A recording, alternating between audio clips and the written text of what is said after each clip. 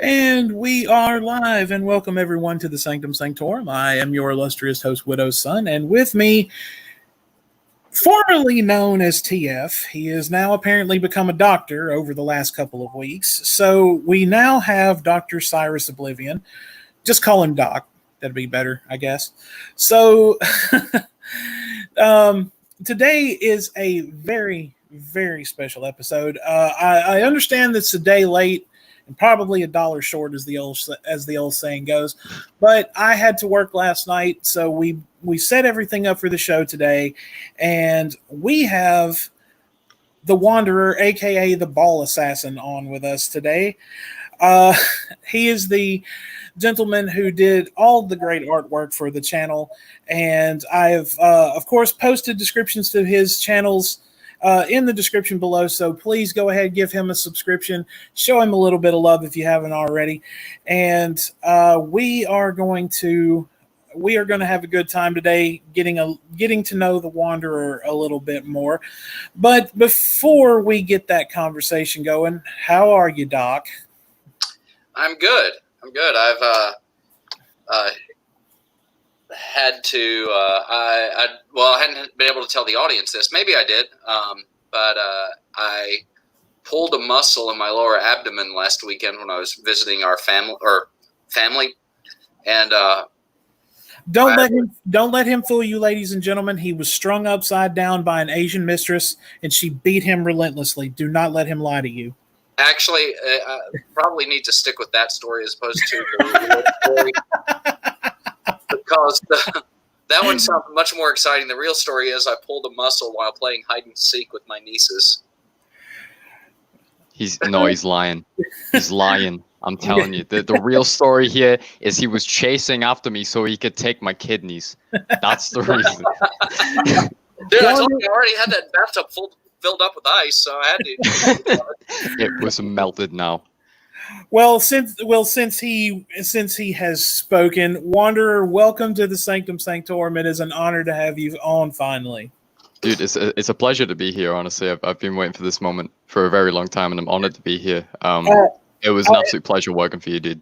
Oh man, no, the pleasure is indeed all mine. But I do have to say that I did enjoy your social distancing ball kick video. That was the best video ever. It was, and if you want to post, since you're a mod on the channel, if you want to post it in the chat, a link to that video in the chat, you can go ahead and do that so everyone can see it. Right. And appreciate the shout out in the description. Really appreciate that. Yeah, it's no problem. I thought I kind of thought about this logically using my walnut-sized brain, because I was like, well, I'm going on this show soon, and I really want to show some love to somebody who has gave me a really cool opportunity. So I thought I'd plug the link to the channel in the description. Well, the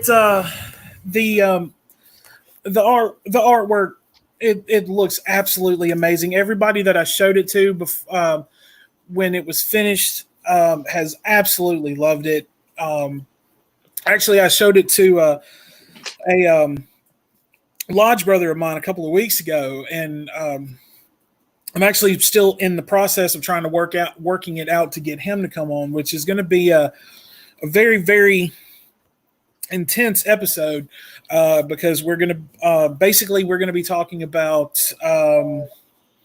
philosophy, psychedelics, stuff like that. He had a book published a couple of years ago, and we're going to be discussing that. Excuse me.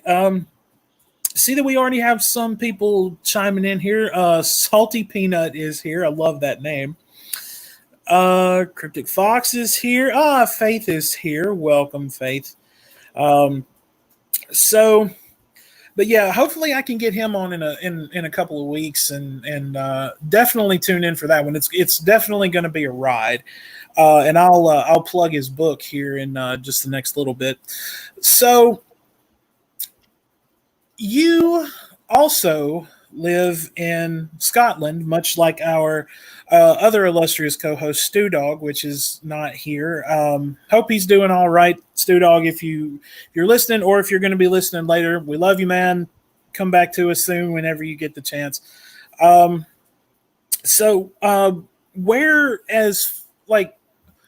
Where in reference to Scotland do you hail from? So I'm not actually from Scotland, but I'm from the north of England. So I'm sort of like I'm on the border to Scotland. I was going to say the accent kind of throws you off a little bit. Yeah, I sound like Siri. It's a hybrid Scottish British Siri.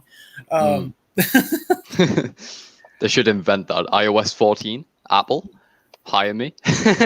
There you go, and let you narrate it. Just like give you that job.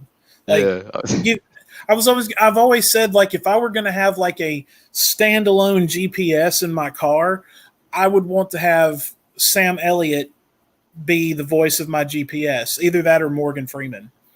I would definitely, if I had that opportunity to pick somebody, it'd probably have to be Steve Downes, who was the voice of the Master Chief in the Halo series, because that would just sound amazing. Every time you boot up, somebody's like, "Turn right," but I don't want to turn right. But I don't know who that woman is that they got to do the voice of, like, the GPSs, like for Google and all of that. Man, but she is a bossy bitch. I'm going to tell you that. She has the most monotone voice, probably even more monotone than mine. I call her the dominatrix because, honestly, every time she's like, turn right in 10 feet. Yes, ma'am. You can't help but obey because you're just trying to get where you're going. So, and like I said, I mean, the accent is what kind of it's a nice blend. It's a nice blend. Yeah. It's like a nice coffee, It's it's robust, and put a little cream and sugar in there, and you're just fine. So. Yeah.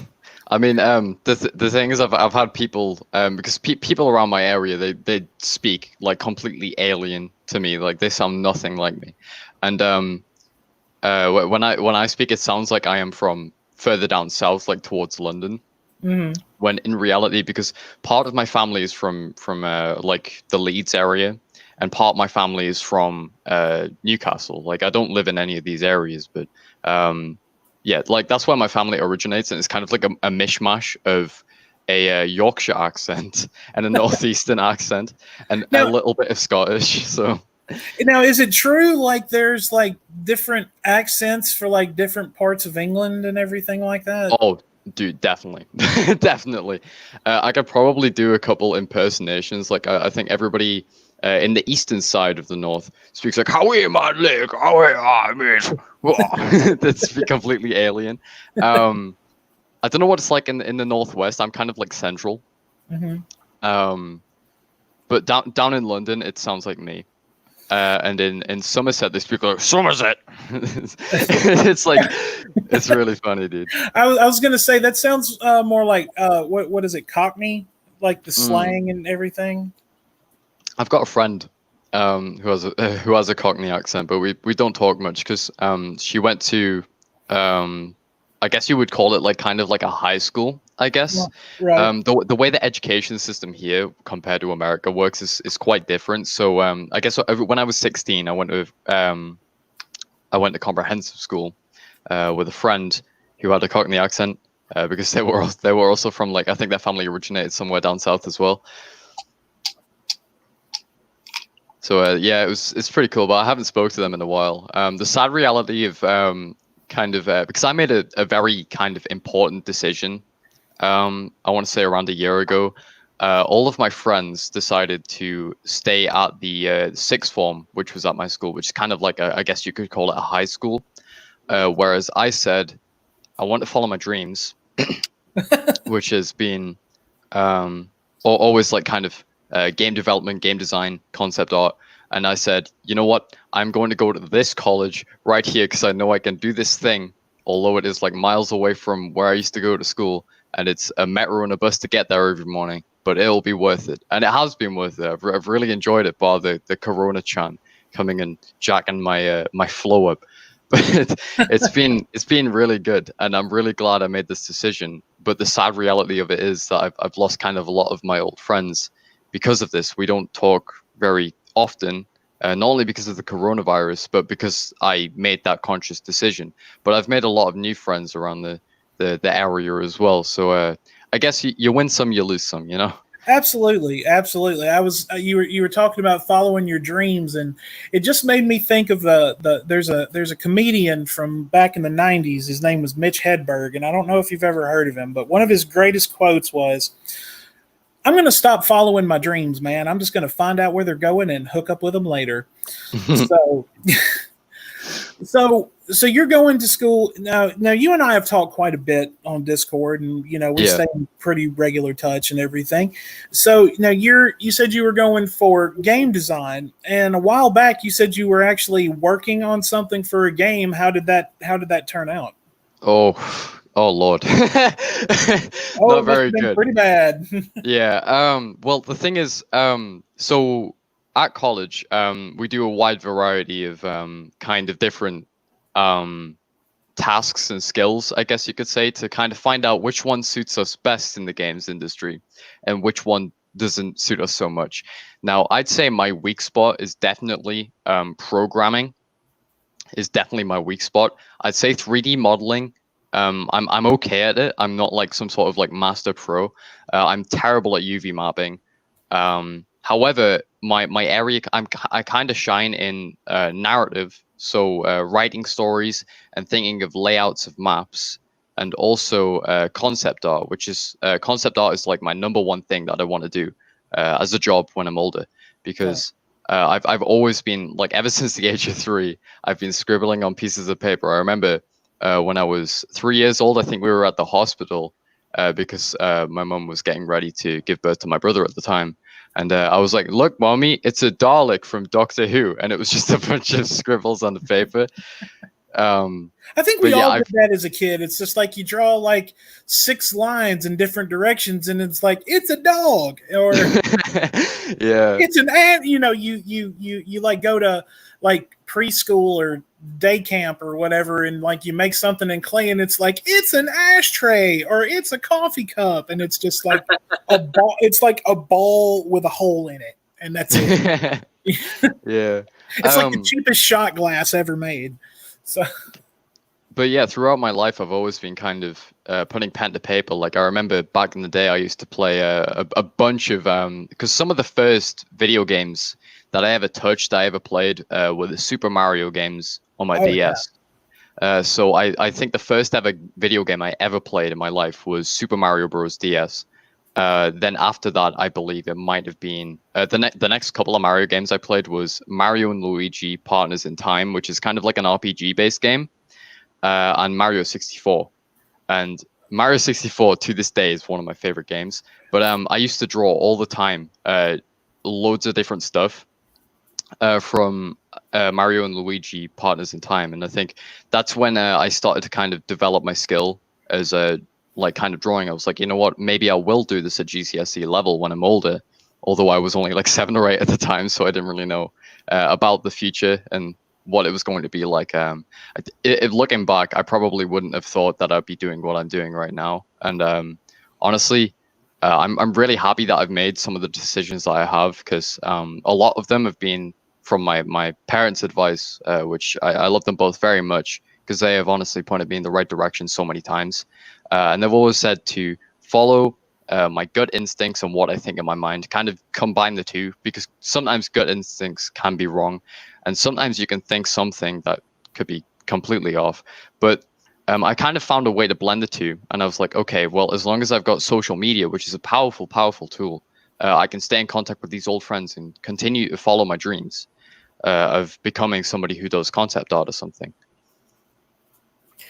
Well, I was going to say, Doc, he's a little bit behind the times talking about playing Mario on DS, because, Cyrus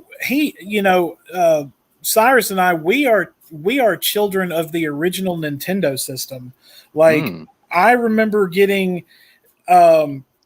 the original Nintendo system when I was like 8 years old. My dad got it for me, and from that point on, that I was just obsessed with it. And I remember and it's still at my mother's house somewhere. I literally have 2 baskets full of old Nintendo cartridges, and That's amazing.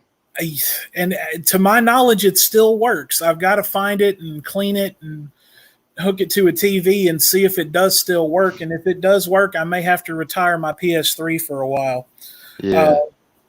But then I also got a Super Nintendo that still works, and it's still over at my mom's house somewhere too. So, oh man, God, you fucking youngsters and your DSs, your crazy rock and roll and your hair and all that shit. It's 03 kids, man. We messed up the system. See, for me, like the last, this is for some people, this is going to be sad, what I'm about to say. Hey, what's up, K-Dog? But the last system I really got into that I was like, I got to play this, was the original Nintendo. And part of that was when I was younger and the Super Nintendo came out, I wanted that one year for Christmas. But instead, I was given a weight bench. And so that ended my my fascination with video games and kind of kept me more on the activity path. Turned into a child, man. Well, not really. Okay, now since Doc has finally chimed into the conversation, Wanderer, I have to ask, what is your fascination with giving Cyrus so much shit? It's just I honestly, Cyrus, the good doc, I am going to come out and say, I do not hate you publicly. It's just funny. I find it funny when I tear you to shreds when I'm in the live chat on the show. I'm too much of a wimp to say anything right now. And plus I need time to think about like witty comebacks and stuff. But yeah, you're all right in my books. Don't worry. There is no international war. Right. All right. I was going to say it is official. We have it recorded and it will be posted to the YouTube channel. Wanderer does not have it out for Doc. So I will still kick him in the balls. Social distancing style. I've edit that one little comment and just have that on loop for like 10 hours. Right. We're gonna post a video to the channel and it's just gonna be Wanderer repeating, I don't hate Cyrus, just over and over again. It's I might set that to help me go to sleep at night, you know. Oh God. No, I think it's soothing Oxhorn voice.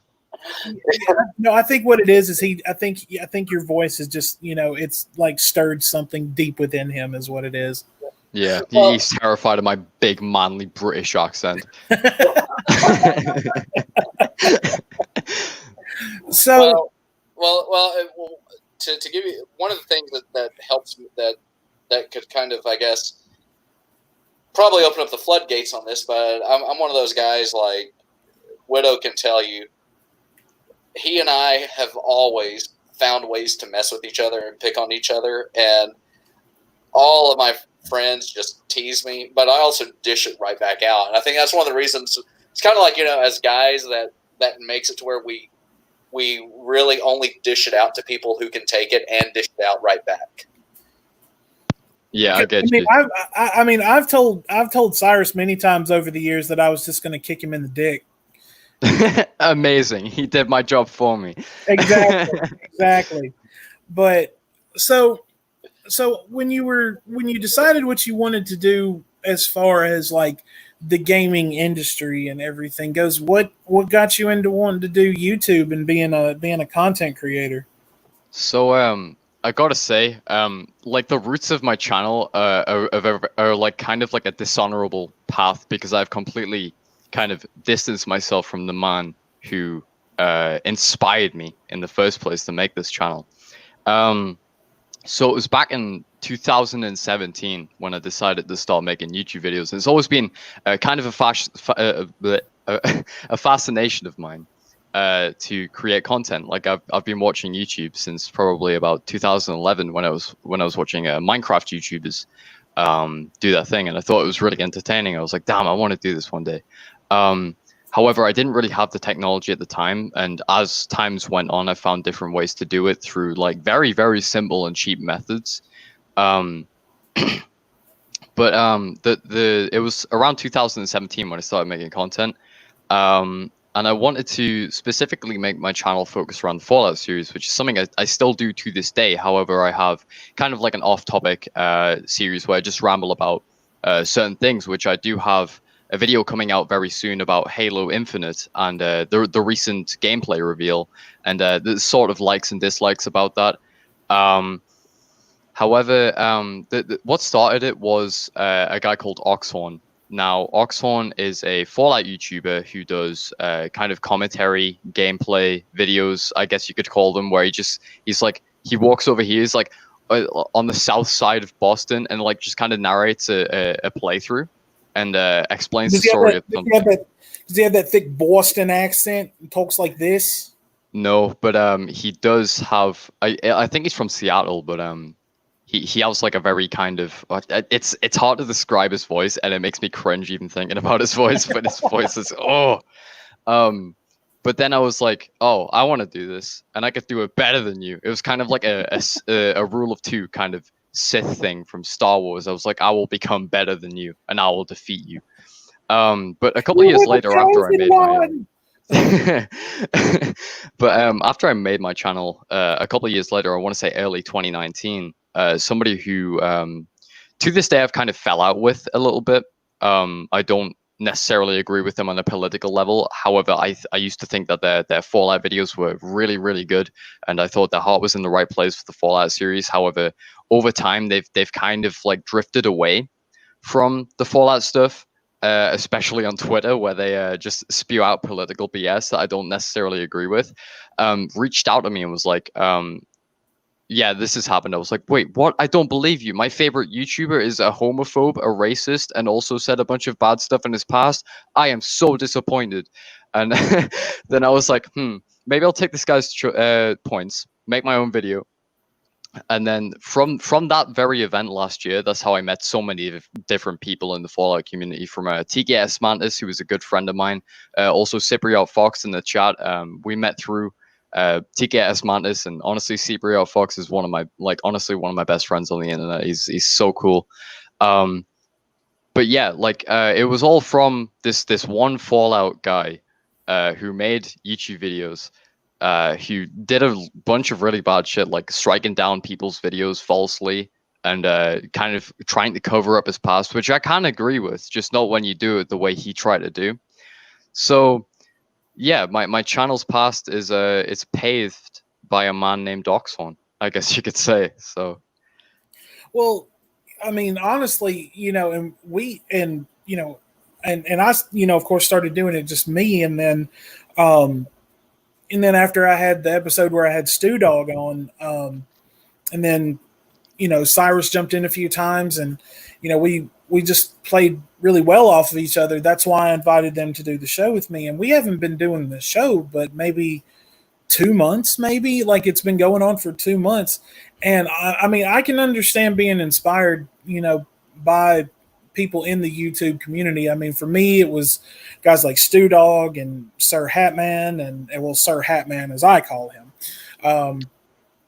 They were the ones that just, it was just kind of like, give it a shot. And it's like I've, said in past shows, my background is in radio, and I'm just thinking, treat this like a radio show without music, because if you listen to the show that we did a couple of, last, the earlier part of this week or last week, with the whole copyright strike thing and all that shit, because Cyrus just had to share a copyrighted video. My bad. Yeah, whatever. No, you did that on purpose. He did it on purpose. He's trying to sabotage us. Yeah. He just, I should have put him in detention. I should have put him in YouTube jail for an episode to just punish him. But he's a glutton for punishment, so I'm not going to do that. Oh my. So, did you originally just start out doing gameplay videos, or did you like want to like start doing that and move on to something else, or what was the direction you just kind of wanted to go with it? That's a very interesting question because originally my plan was to do gaming videos around basically anything I played at the time. So I think when I set up my channel, I was doing my first ever playthrough of one of my, to this day, favorite games, Fallout New Vegas. And I was like, dude, this would be so interesting if I can share my experience on this wonderful game with people who want to come and watch my my content. I was also a big fan of playing Halo at the time, which I am to this day. And also Battlefront 2 as well, which the new one, not the old one, sadly. But obviously that took a bit of a dark turn. But yeah, it was just more at the start, like in the planning phases. I was like, okay, I want to do this. I want to make some cool content about video games. However, I was like, oh, I don't really have the technology. I don't know how to do this thing. After I've done my research, I might be able to do this thing. Excuse me. Who knows? But then I was like, well, I have a really big passion for drawing. So how about I combine Fallout and drawings and make a series where I do Fallout drawings? And that was the first ever thing I did on my channel, which was just going over paper drawings that I did on pen and paper. Of different things in the Fallout universe. I am planning to revamp that. It's been about 2 or 3 years since I've done it. But I think the first, I want to say maybe 20 episodes that I ever put on YouTube were just me talking about drawings that I've done, explaining the backstory behind the things in the drawings. And that's how I started my channel until I found out how to do gameplay videos. Well, I mean, I watch some gameplay videos. Like I like to watch Cryville. Cryville's a lot of fun to watch. I really didn't start getting into watching gameplay videos until I discovered Markiplier. Oh yes.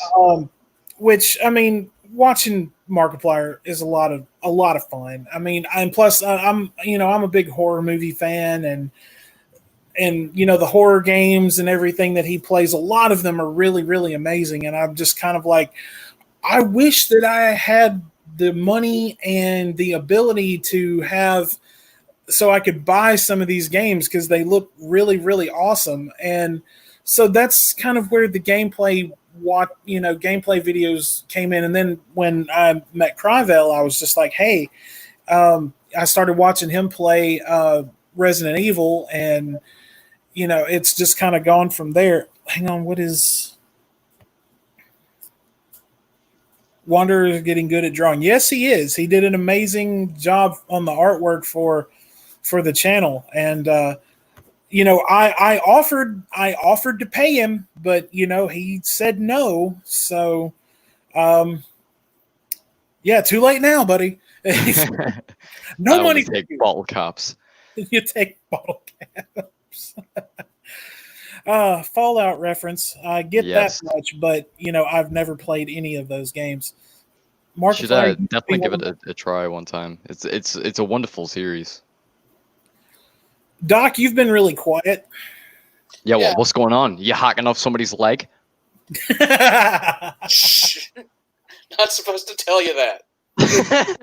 Dude, I couldn't tell if that was you shushing him or if you were like doing a line of coke. I couldn't tell the difference. Well, I mean, yeah, I guess it's fair. Let's see, what is this? So I never really watched Markiplier. I watched a bit of old school PewDiePie, but I'm mainly stuck to family-friendly Minecraft videos. Man, if they want to do family-friendly stuff on YouTube, they should make an entirely different form of YouTube. Oh, we do. Yeah, that's like one of the things that's really bothered me lately is everything either has to be family-friendly or they are so strict on possible copyright infringements that their algorithms, if it so much as has any inkling that it could be infringing, they shut it down, even though it could be something completely original. And and it's like back in the early days of YouTube when you could get away with a lot of stuff. Man, those were the fun days, man. Well, honest, I wouldn't say necessarily fun because, I mean, as we all know, YouTube has slowly become a cesspool for the wrong kind of people. Shane Dawson. Oh gosh, yeah, don't even. Hey, Jared Genesis. Speaking of which, I think like my favorite longtime YouTuber that we've had has actually been Philip DeFranco. Philly D. Yeah, I respect that choice. I respect that. I watch him sometimes. Oh man, that guy, I like the fact that he just gives you the facts, and he does let you know when he has bias or he has something, so you know where he's coming from. And I'm kind of like, isn't that what the news used to do? Yeah, I mean, you don't have guys like Walter Cronkite anymore, like just telling it how it is. You know what I mean? I think Philip DeFranco in a lot of people's eyes is very controversial because of like he's been in a lot of different things in the past. For example, the most recent thing, or the most kind of important thing that comes to mind is the whole BetterHelp situation, which I think BetterHelp were a company which was designed to help people with who needed kind of like an online therapist. And some of these people on this website, it was very, very sketchy. Some of them didn't show up to meetings. Some of them weren't even verified therapists, which is what the website was claimed to be. And I think that was one of the only things he's ever really been caught up in. But he's been caught up in a handful of other things, which I think makes him, in a lot of people's eyes, controversial. However, his way of giving you the news is commendable. And that's honestly one of the reasons I watch him to this day. Yeah, and I remember when all that BetterHelp stuff happened. He was he owned up to he was like, look, these guys are a sponsor, and he looked into the situation. And once that happened, he was like, look, I don't want your money anymore. And you don't really find a lot of people who have that type of integrity. Yeah, definitely. Speaking of money, actually, one of the only reasons. There's a plethora of reasons that I didn't want to take money for the commission that I did for the channel, but one of the reasons is my father is very skeptical about like transactions online. Still, it may come with age, but like he's always kind of skeptical about that kind of stuff. So I didn't want to worry him or make him sort of paranoid or whatever. So that's why I would have just asked for your address and shown up at your house and be like, "Hey, here's some money. See ya." Give me Minecraft Emerald. Do what? Give me Minecraft Emerald. It's the only type of payment I take. I was gonna say, or send you like a Starbucks gift card or something.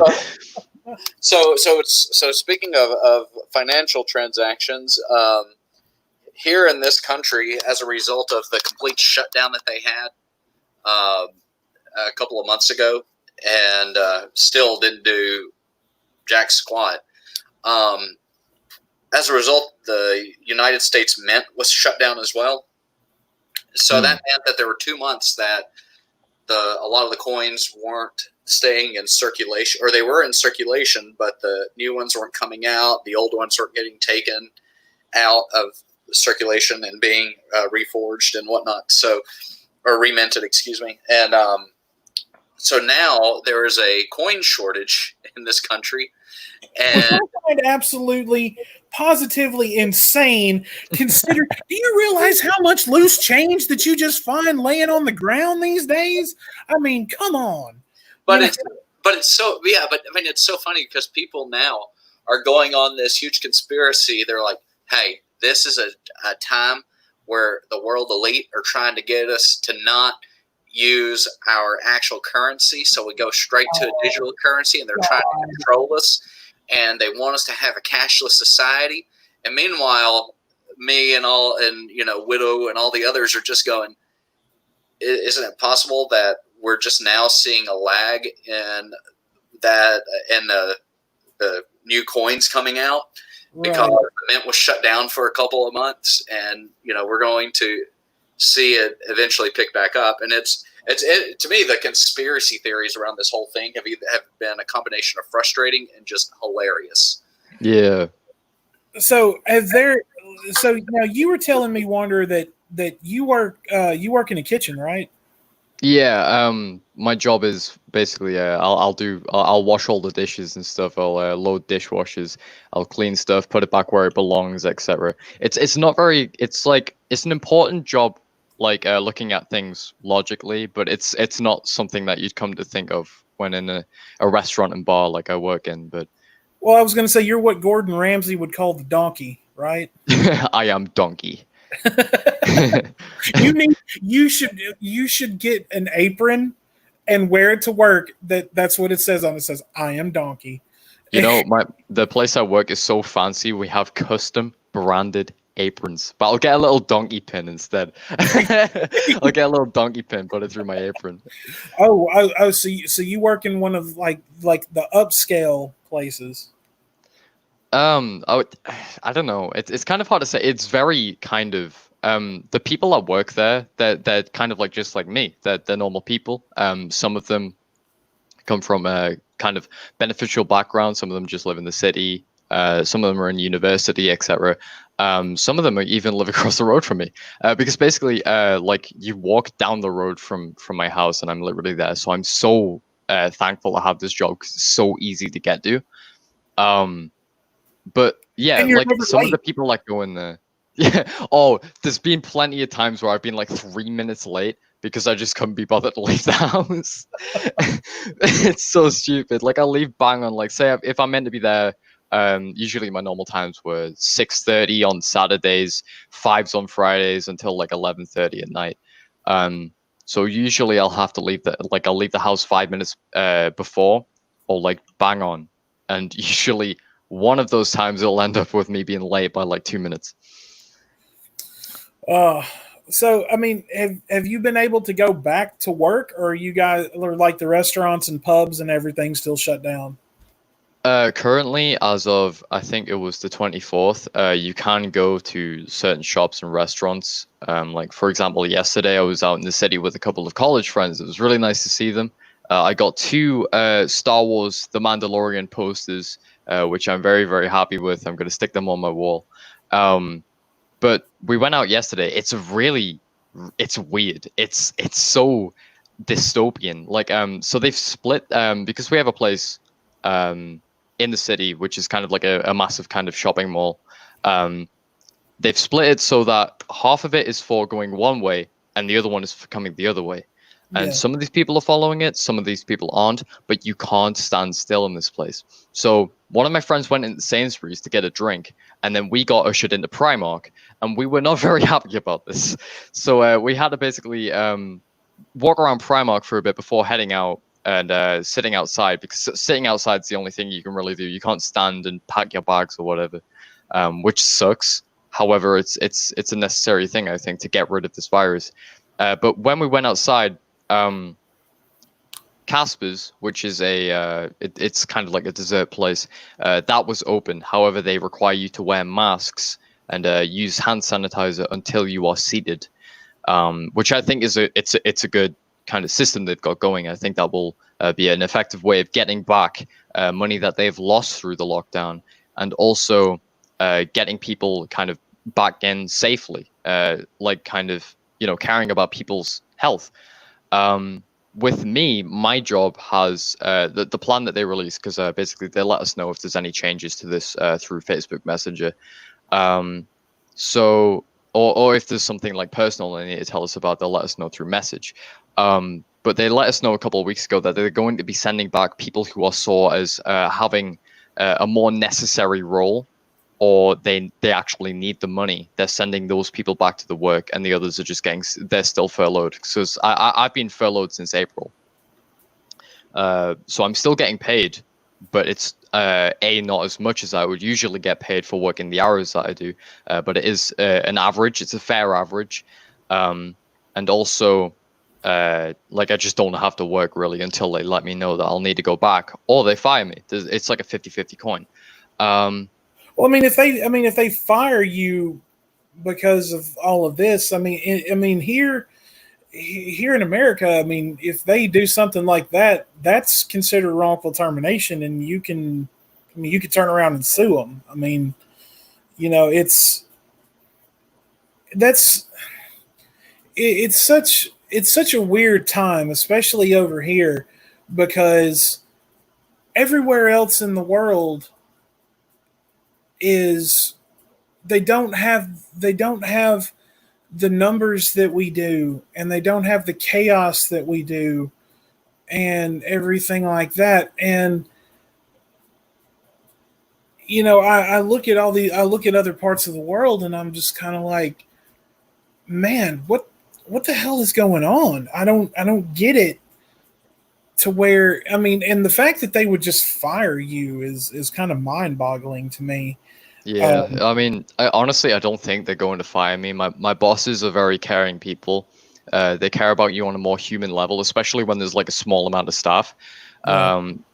But the thing is, I don't think they would just fire me. And the reason I've just said that is because I was speaking to my mother a while ago about when I was going to go back to work. I told her I don't know when they're going to send me back to work, but their plan is they're sending most of the people that use this as a living and use it to pay for apartments, pay for food. They're sending all those people back, and they're keeping the rest of us furloughed. And then she was just suddenly like, well, what if they fire you? I was like, well, I don't think that's going to happen. And even if they do, it's not like I need the money anyway, because the money that I have saved up right now, I'm saving up from a job for a PC. I'm going to use this PC for better editing, better like video production. And I'm also going to start streaming games on YouTube using that. I was going to say, now, wait a minute. Now you told me that you have a girlfriend. Now you're supposed to spend some of that money on her. I mean, come on. Oh, yes. Yeah, I do my part. I don't think I'm just some sort of like bruiser who completely forgets about his missus, dude. It was her birthday in June, and I got her this it's like a necklace, and it's like a bee with a honeycomb, and it's like the honeycomb is looped through the bee, and it's a really nice necklace that I saw online. I was like, I'm gonna get her this because she's been like talking about bees for some reason. So I was like, oh, it'd be a funny joke. So I got her it, and it was a reasonable price as well. And she's really, really happy with it. So yeah. And I've also, the amount of times that I've given her like jumpers and stuff is ridiculous. I'm still missing 2 jumpers. I don't know where they are. Well, I mean, hey, trust me. If I had $1 for every band shirt that I was missing from ex-girlfriends, I could probably replace them all. Let's just put it that way. I mean, shit, I'm 38 years old, and I would rather, that's one thing, like you're, talking with your mom. Ever since I was like 18, well, actually like 16, and like going to punk rock shows and metal shows and all this other kind of stuff, and I just started wearing black all the time. My mom has always just been like, why don't you dress your age, and why do you wear black all the time? And I'm just like, why does it matter? Yeah, dude. Why does it matter? Honestly, I relate to that so much, because I went through like kind of like a phase when I was in year 9, which I think I was probably about 13, 14 at the time, where I really didn't feel too great about myself, and I didn't really see any kind of reason to wear any other color bar black. So I just kind of bought a bunch of black clothes, and my mom was like, well, why do you wear that? Why don't you get something colorful? And well, it's ironic because she would tell me that at the time, and then not even 3 years later, I would come to find out the realization that my favorite color is pink. So and now it's kind of like, why don't you put the black back on? I mean, I think my dad was more like that, but my mom's like, oh, well, your favorite color is pink. You like navy blue. That's wonderful. You can do you, son.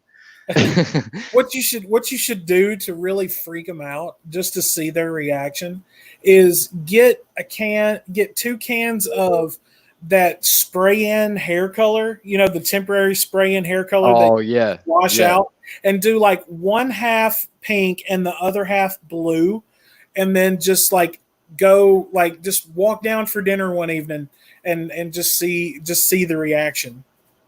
I think they'd kill me. I wouldn't be the wanderer anymore. I would be the bubblegum-derer. But yeah, like my mom's always said, you never get rid of your gorgeous blonde locks, okay? You never dye your hair, not even green or blue or yellow or pink, okay? You're never dyeing your hair. I was like, yes, mother. Well, what you should do is just be like, what about the tips? Can I just do the tips? I mean, oh, frosted tips, epic. no, God, no. I mean, I'm talking to like, do like, like purple or, fire engine red or something. Just the tips, just the tips. Just like the rest of it's blonde, and this will grow out. So, but she'd probably hold you down with a pair of scissors and cut them herself. Yeah. Well, that's the thing, actually. She's been like, you need a haircut, because my hair is probably the longest it's been in about 10, 15 years. Not 15, 10. I'm too young for that shit.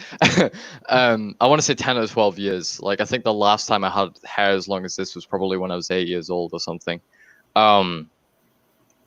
But she's like, you need to get a haircut. We need to book you in for a haircut. And I was, when are you getting your haircut, Wanderer? I'm like, August. And she's like, well, that's too far away. I'm like, no, it's not. It's like next week. It's fine. Exactly. Just like, I'll get one eventually when I feel like maybe. Speaking of my girlfriend, actually, she has kind of it's like my hair, but a darker kind of shade of blonde. It's like a dirty blonde. Like a very dirty blonde. She dyed like the tips of her hair like pink at the start of lockdown, and honestly, I really liked it. But then she was like, "No, I'm not having this. It's wash out anyway." So she hasn't done it since. But I thought she really suited it, so I don't know why she got rid of it. You should just beg her. Just be like, do it again, just for me. Please. I will give you my whole bank account. Do it again, please. Whoa. I will become a simp. I'm willing to give you all my money just for you to be able to put pink back in your hair. Okay, no, if you dye your hair pink, we do not have to watch the entirety of the Star Wars prequels, original trilogy, and Clone Wars series, and we do not need to play through Halo if you dye your hair pink. Here you go. Offer to pay for it. Oh, I have the money, so I will do that. There okay? you go. Be like, if you will dye your hair pink, I will pay for it.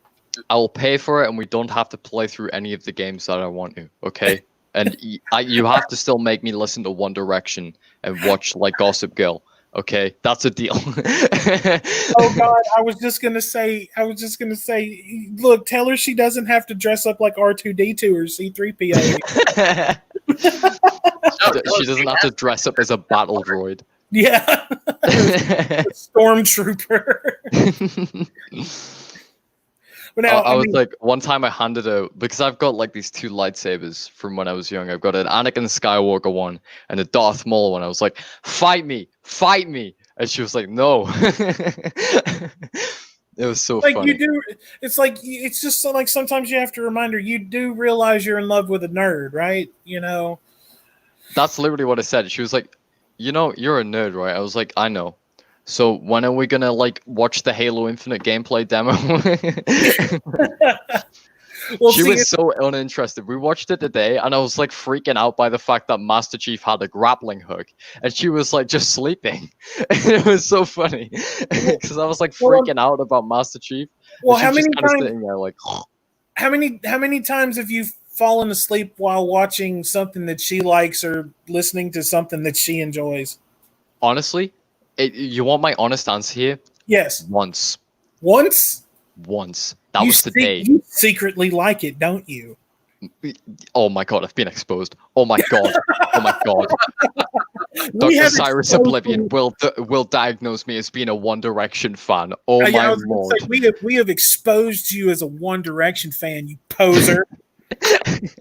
She would be really happy if that was the case. I mean, sad reality. I will never. How much of a fan you are? Like, can you name all the members? Let's see. Oh God. Harry Styles, Niall Horan. I think his name's Liam Payne. That's all of the ones I can remember. Oh, then then you're not too bad off then. Yeah, I mean, she has been brainwashing me for the last 8 months. I think God will forgive you since you can't name them all. I don't even know who they are. And you even struggled getting through those 3. So. Yeah. The fact that you struggled makes it even better. So yeah, you're safe. You are completely safe. This is what you should do. Now, you told me like you're into like hip hop and everything, right? Yeah, I'm into like a wide plethora of musical kind of. Did you listen to the songs? Did you listen to the songs that I sent you a while back? I listened to the Metallica one. That was really good. I've got that saved on my playlist. I think it was called One. That was a great song, man. You got good taste. Dude, if you haven't listened to the Pantera yet, once you hear Pantera, you may become a full-blown metalhead. Because, and Cyrus will tell you, but I don't really. He and I differ on that opinion because he's not cool and smart because he doesn't like Pantera. But once you hear them, that's going to change your life because that's just some straight up groove and some of the most amazing guitar that you will ever hear in your life. So if I get a message from you just one day out of the blue, like, oh my God, I am now a diehard Pantera fan. Be like, told you. I will now turn my armor back into the original blue kind of shade that it once was and not pink anymore. I was going to say, there you go. If you want to get back at your girlfriend for making you listen to One Direction all the time, just like start getting into metal and start playing stuff like that around her and see what happens. Well, I don't want to say that because she may end up breaking up with you, and then I'll be held personally responsible. A vendetta, a bounty will be placed on your head. Boba Fett will come after you. Dude, well, for me, and a big red flag on dating is if you're dating a girl and you only are allowed to listen to her music, but the moment you play any of the music you enjoy, it's met with derision. It's basically like anything that you enjoy. If she derides it, it's probably time to break that off. That's but who are you to be able to say anything like that because you don't like Pantera? So you gargantuan incel doesn't listen to Pantera. Yeah, you shut your filthy mouth. Well, what can I say? I don't like Pantera. That's all I can say about that. Like the thing is, it's kind of like with my girlfriend, it's a 50-50 situation. I don't particularly enjoy listening to One Direction. However, she doesn't particularly enjoy listening to Thundercat, which is my all-time favorite artist. I found Thundercat around the time that we got together, which is kind of like why I have an emotional connection to one of the first albums I listened to by him. But honestly, he's an awesome artist. I love his voice. The bass work he does using the instrument, the bass, if you couldn't guess, is stupendous. It's exquisite. It's amazing. Like honestly, when I first heard the Drunk album that he made in 2017, like my eyes just exploded. It's amazing.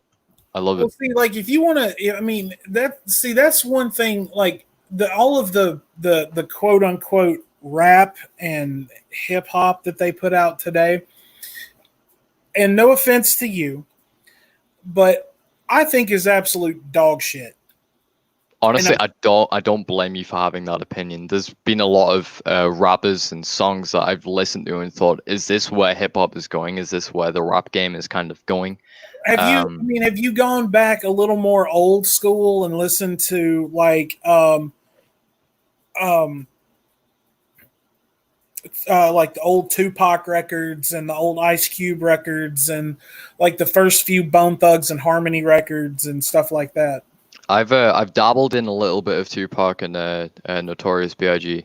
However, if there's one old school artist that like honestly rises above all the rest of them, it's got to be Nas for me. I absolutely love Nas. His record from I think it was 1994, Illmatic, it's one of the best albums I've ever heard. Now Me, honestly, I've never really listened to Nas before. Like I said, I'm more like the All Eyes on Me record from Tupac. Like that is one Yeah. of the most. That is, to me, that is like one of the quintessential rap albums of the '90s. Absolutely, just like the Chronic from Dr. Dre, Doggy Style from Snoop Dogg. Um, and, I mean, any of the first Ice T records, like back when he was doing rap and everything. And of course, I mean, he has his metal band Body Count, which is absolutely amazing. Um, if you know who Ice T is, other than from seeing him in movies and TV, go and listen to some of his original. As a matter of fact, I've still got you pulled up here in the Discord. I'm going to send you some records while we're talking. Oh, dude, yeah, I appreciate that. Something to listen to. But yeah, like, see, that's one thing like I don't really get is music and art and movies and video games and even board games, unless you know where to look, all of this it's dying. It's slowly dying. It's like go back, like, and of course this was before you were born. We're going to time travel back to this time called the '80s. Oh, yes. The place that everybody says that I probably time travel from because I wear my hair in a bandana. Yeah, I was going to say I saw that in the video, and I'm just like, that's very 1980s of him. Yeah. That's the time traveling bandana is what that is. But back in the '80s, you had amazing music coming out, which, I mean, of course, me being born in the '80s and growing up in the '90s, I had to basically look back to find it. And then movies and cartoons, I mean, video games, all of that Yeah. was amazing. And then you move into the '90s and everything got better. Excuse me. And now that we're kind of in the not even a quarter of the way through the 2020s, or whatever you want to call it, the roaring 20s as they've started calling it. Oh, shit. Here we go again. Right. Yeah, people shouldn't start calling it the roaring 20s. If they, You know what that means? The 30s are going to be bad. Jeez. Yeah. You're right. They're going to start prohibition and all that shit again. Oh, no. Great Depression 2, Electric Boogaloo. Yes, please.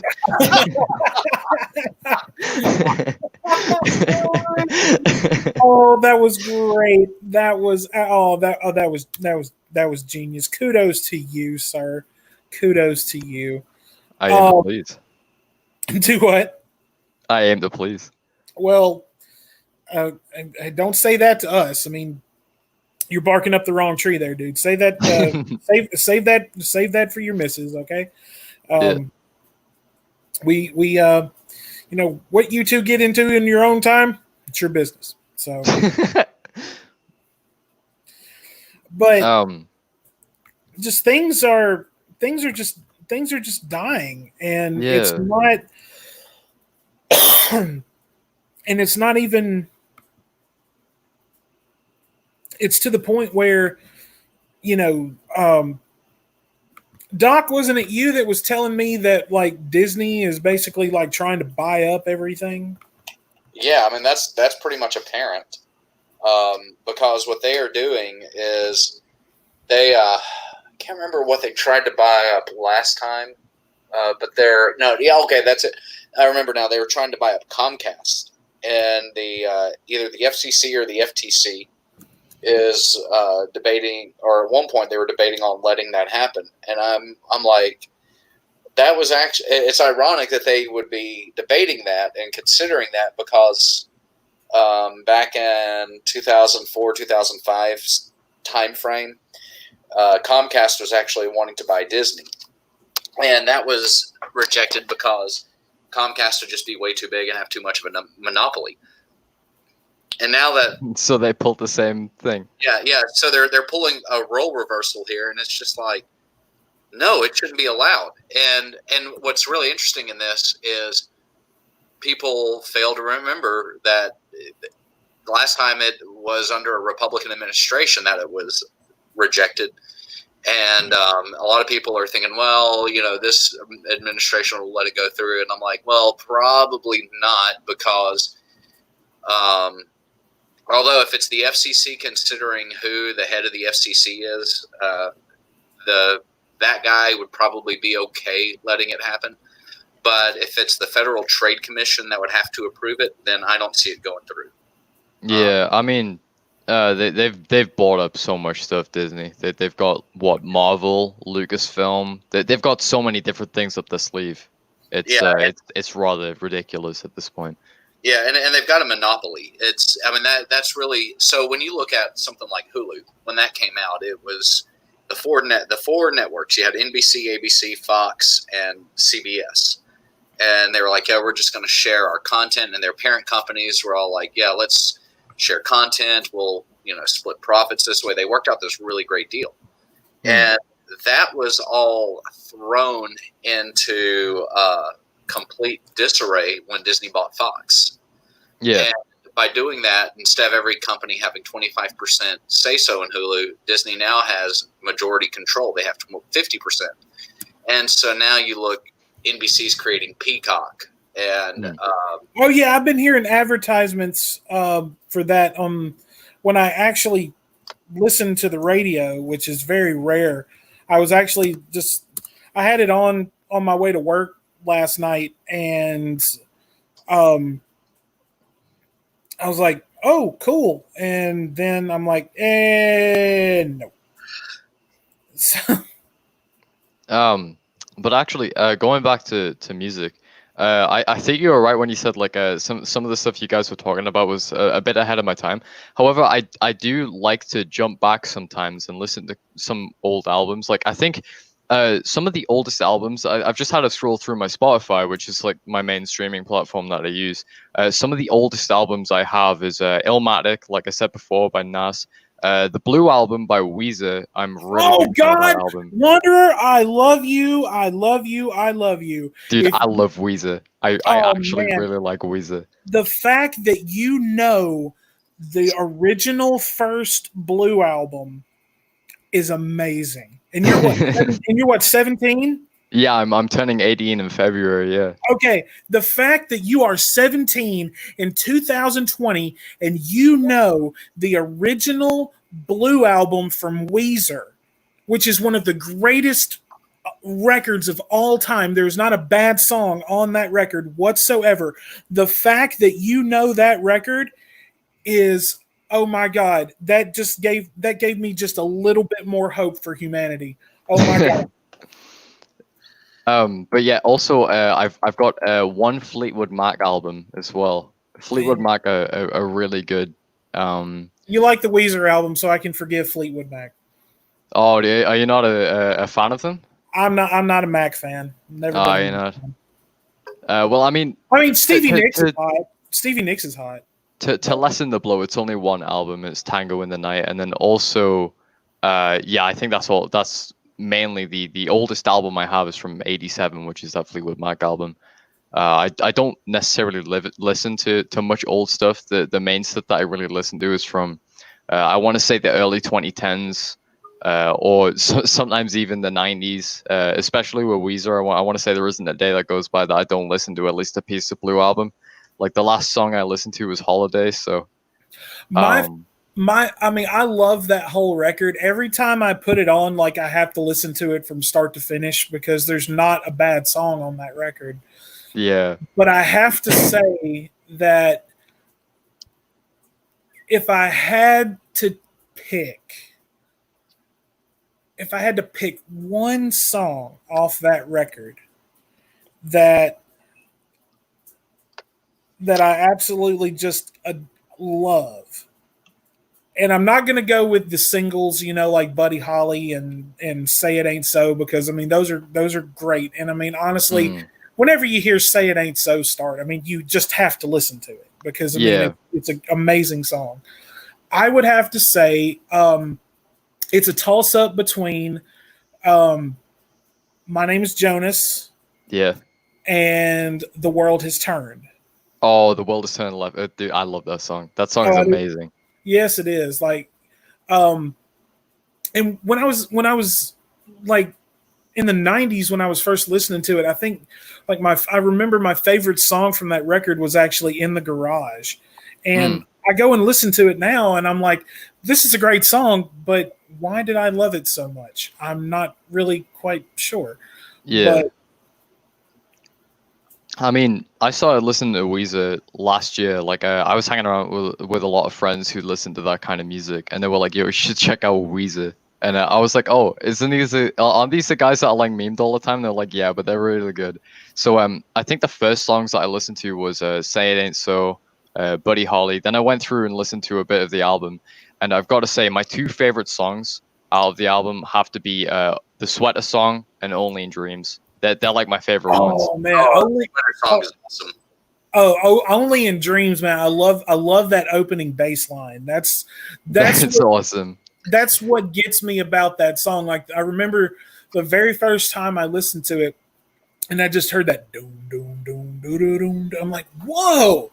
Like I'd never heard like a bass intro like that. But of course, I mean, most of the time I was listening to stuff like Metallica and Cannibal Corpse and the Misfits, stuff like that, which I have to credit my brother, actually, my lodge brother that I was talking about when we got started.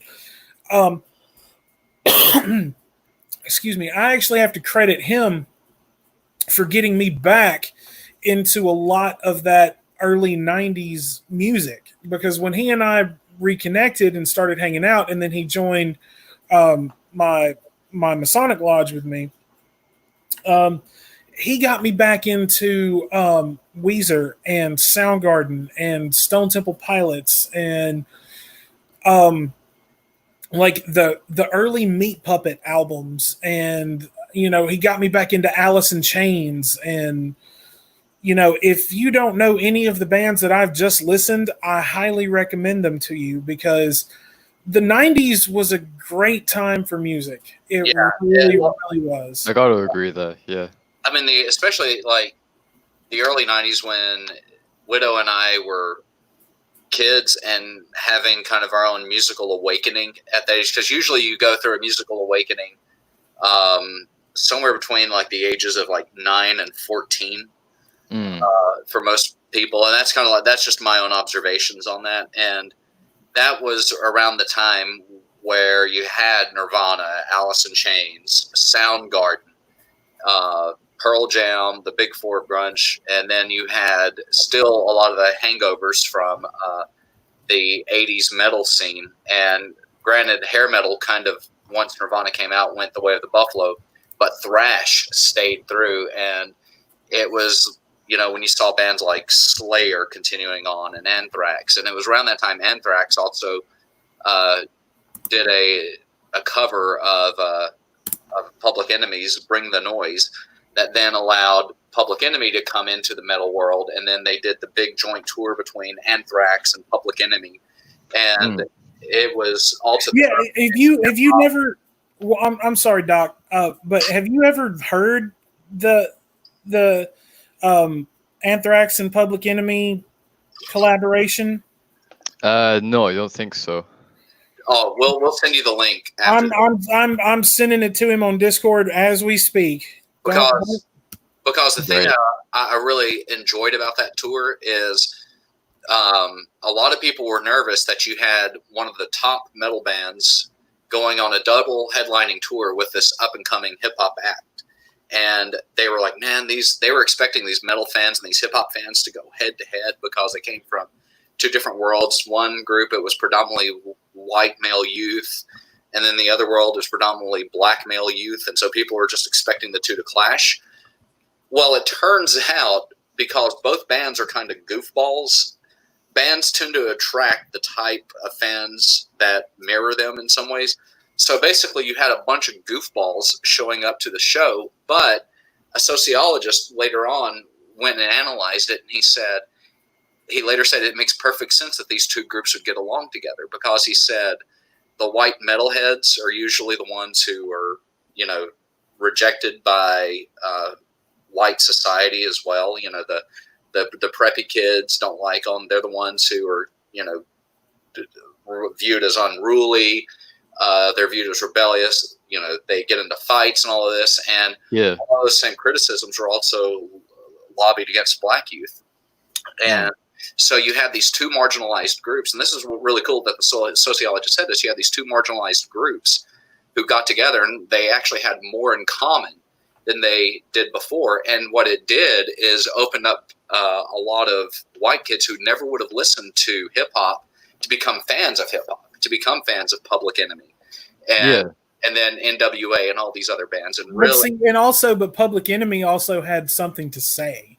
Yeah, and so did NWA. All those bands of the early '90s rap music that would later be called like gangster rap. A lot of those guys were already saying something. That was actually why they said the stuff they did, because the rap that came out in the 70s and 80s, it was just too bubblegum and too pop friendly for them, and they wanted to actually deal with the issues that they were seeing on a daily basis. Right. Hey, Wander, check your Discord message. All right, man. But the other let me just do this. The other cool thing though that happened is a lot of black youth who never would have picked up a metal album were actually becoming fans of metal. So it was one of the first times that you had this crossover of a budding genre and another budding subgenre. Or actually, it wasn't really budding at that time. Thrash was pretty much settled.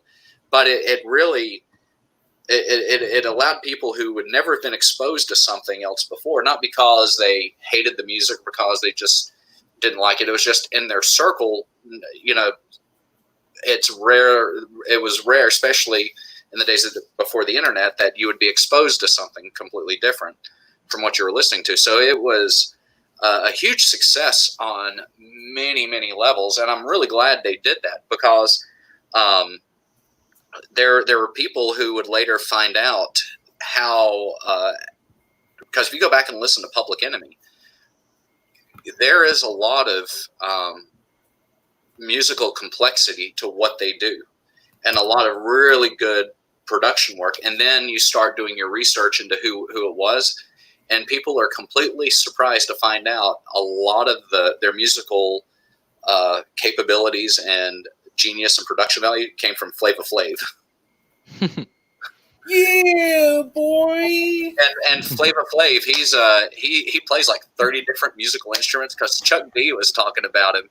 And Chuck D was like, man, that guy is a musical genius. He said that guy he just went off about how awesome Flava Flav is. And so, so it's really cool to go back. And it was really cool to even live in that era back then, because I remember being a kid and I was used to listening to all of this rock music and, metal and all of this other stuff.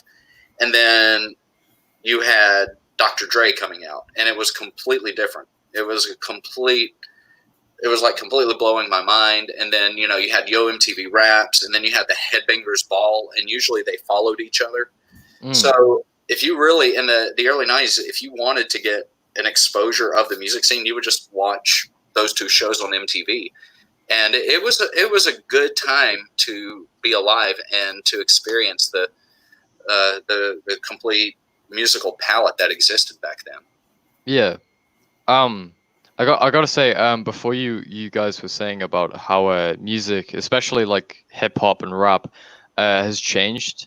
A lot of stuff actually seems like now this is kind of like a small minority of things.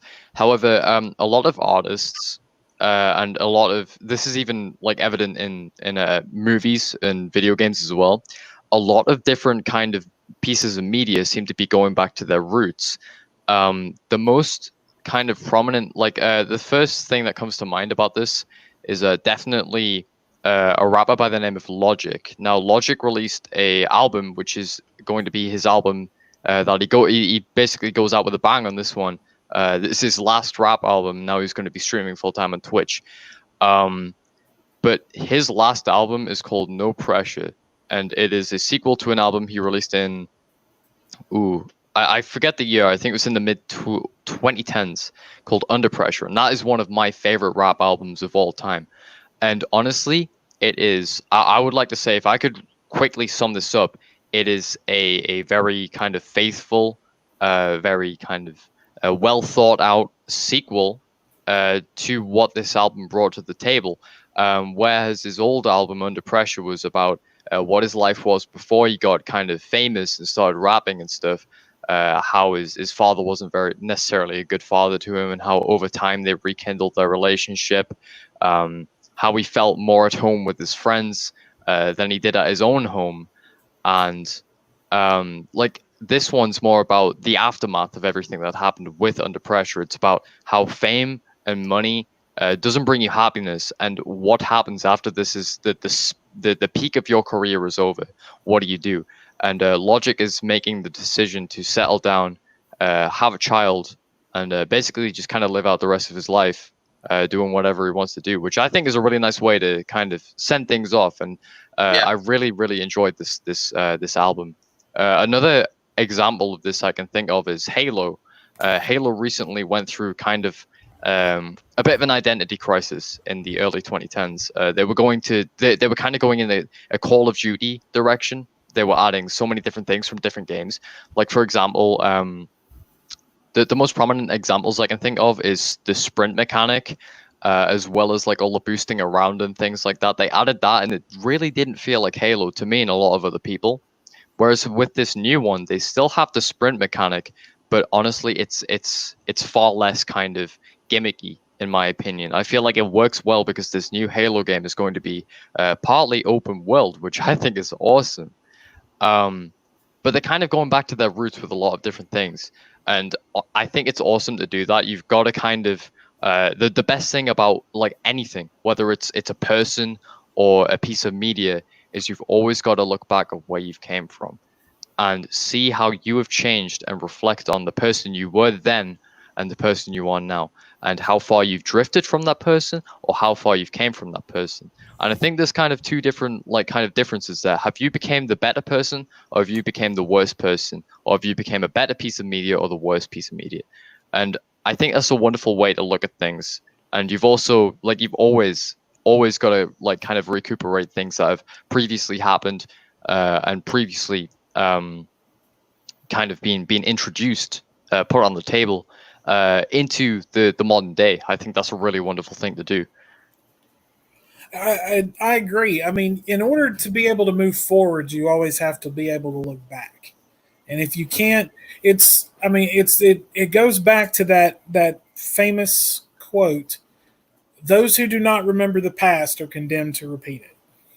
Exactly. Yeah. Which is why I know this is getting a little bit political here, but the removal of certain statues during obviously the whole Black Lives Matter thing that's going on right now, which I am in full support of. I believe that this is the right movement to have. However, I think these statues resemble, whether good or bad, resemble a piece of our history, which are vital to where we stand today.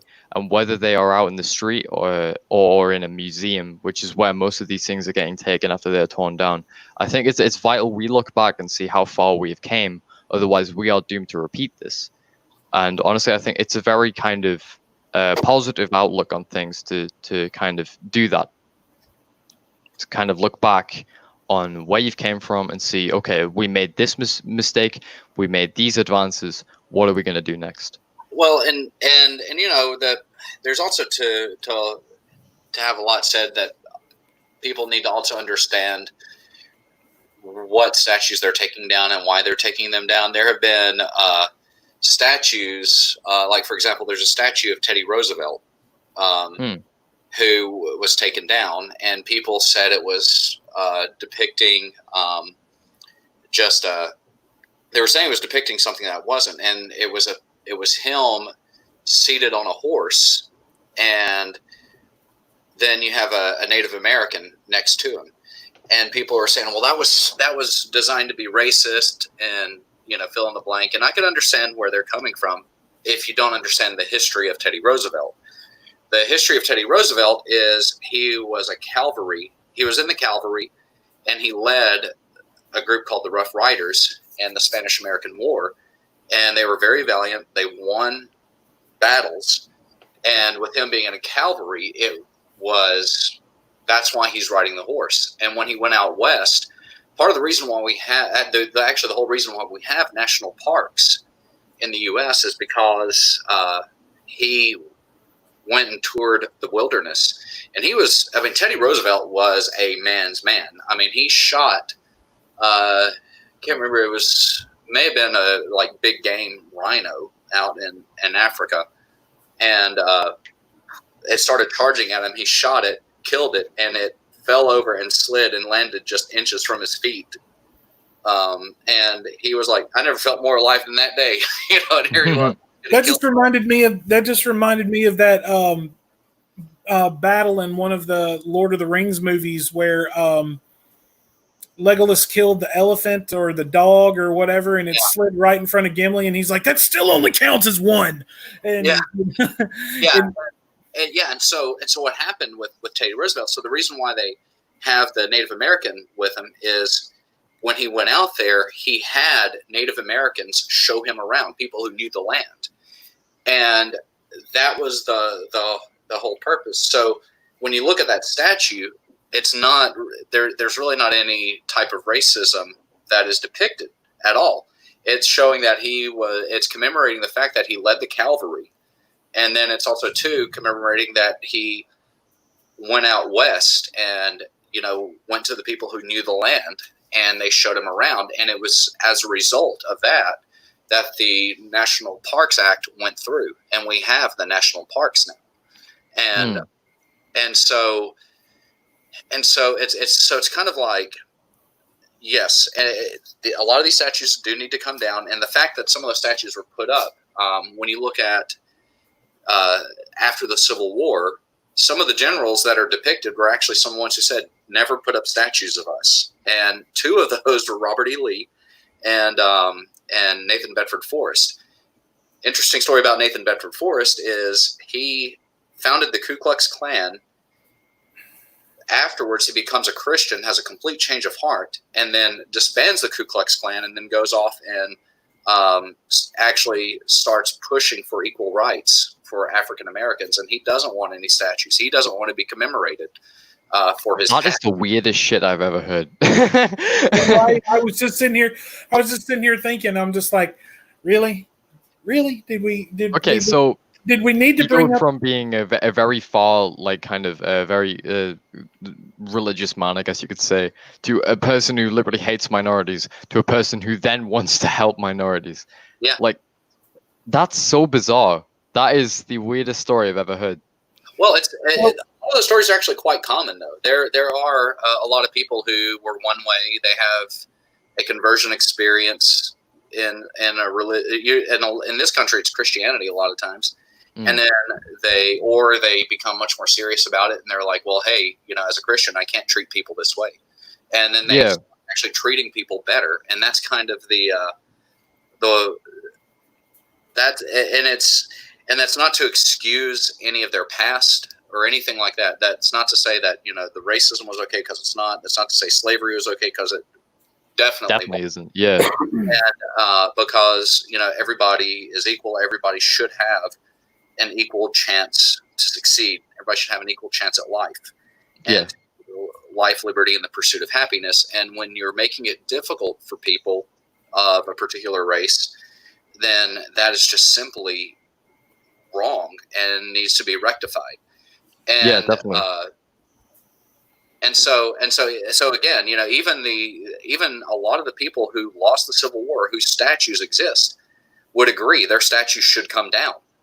Because they were like, and also on top of that, a lot of the statues were put up to remind Black people, like, oh, this is where your place is. So they were initially put up in times like the 1940s and the 1950s to specifically be oppressive, and they, as a result, they do need to come down because they are symbols of oppression in that case. Yeah, definitely. It's a whole thing. Having statues to commemorate something good is one thing, but when they celebrate something that is or someone that is outright hurt somebody because of the way they are, especially during the whole BLM movement, that is something that needs to be rectified. That is something that needs to be torn down. However, a lot of statues that have been torn down are symbolizing something good that has benefited, like the people of a country or something. I think, and we touched on this several weeks ago, like when the whole tearing the statues down thing started, and I mentioned the statue of Albert Pike, and Doc knows where I'm coming from on this, because I'm not looking at it from a racism standpoint, and I'm completely against racism. I've always been that way. I'm looking at it strictly from a Masonic brotherhood standpoint, because that's my brother. I mean, Yeah. of course, I never met the guy, but that is still my brother, and I don't appreciate, something that a statue of a person who inspired me as a Freemason on a philosophical level, as far as how I look at, how I look inward at myself. I look at it from, like I said, a Masonic standpoint, a fraternal standpoint, a brotherhood standpoint, and that, that's the one that made me mad. I'm like, that wasn't even a Confederate statue; that was a Masonic statue. But yet they chose to tear it down. But you know, it's we live in weird times. We do. 2020 is honestly, as a young person, a 17-year-old man, I've got to say 2020 is the most bizarre and probably one of the worst years I've ever had to live in my life. Man, honestly, everybody's kind of like, 2020 is this and 2020 is that. I'm just kind of like, man, 2020 just lubed up and stuck it in and broke it off is exactly what it did. Exactly, dude. So anyway, let's shift gears for just a moment. Now, earlier today, when you and I were communicating on Discord, and I told you that we would probably bring up a topic that you've heard Doc and I talk about quite a bit.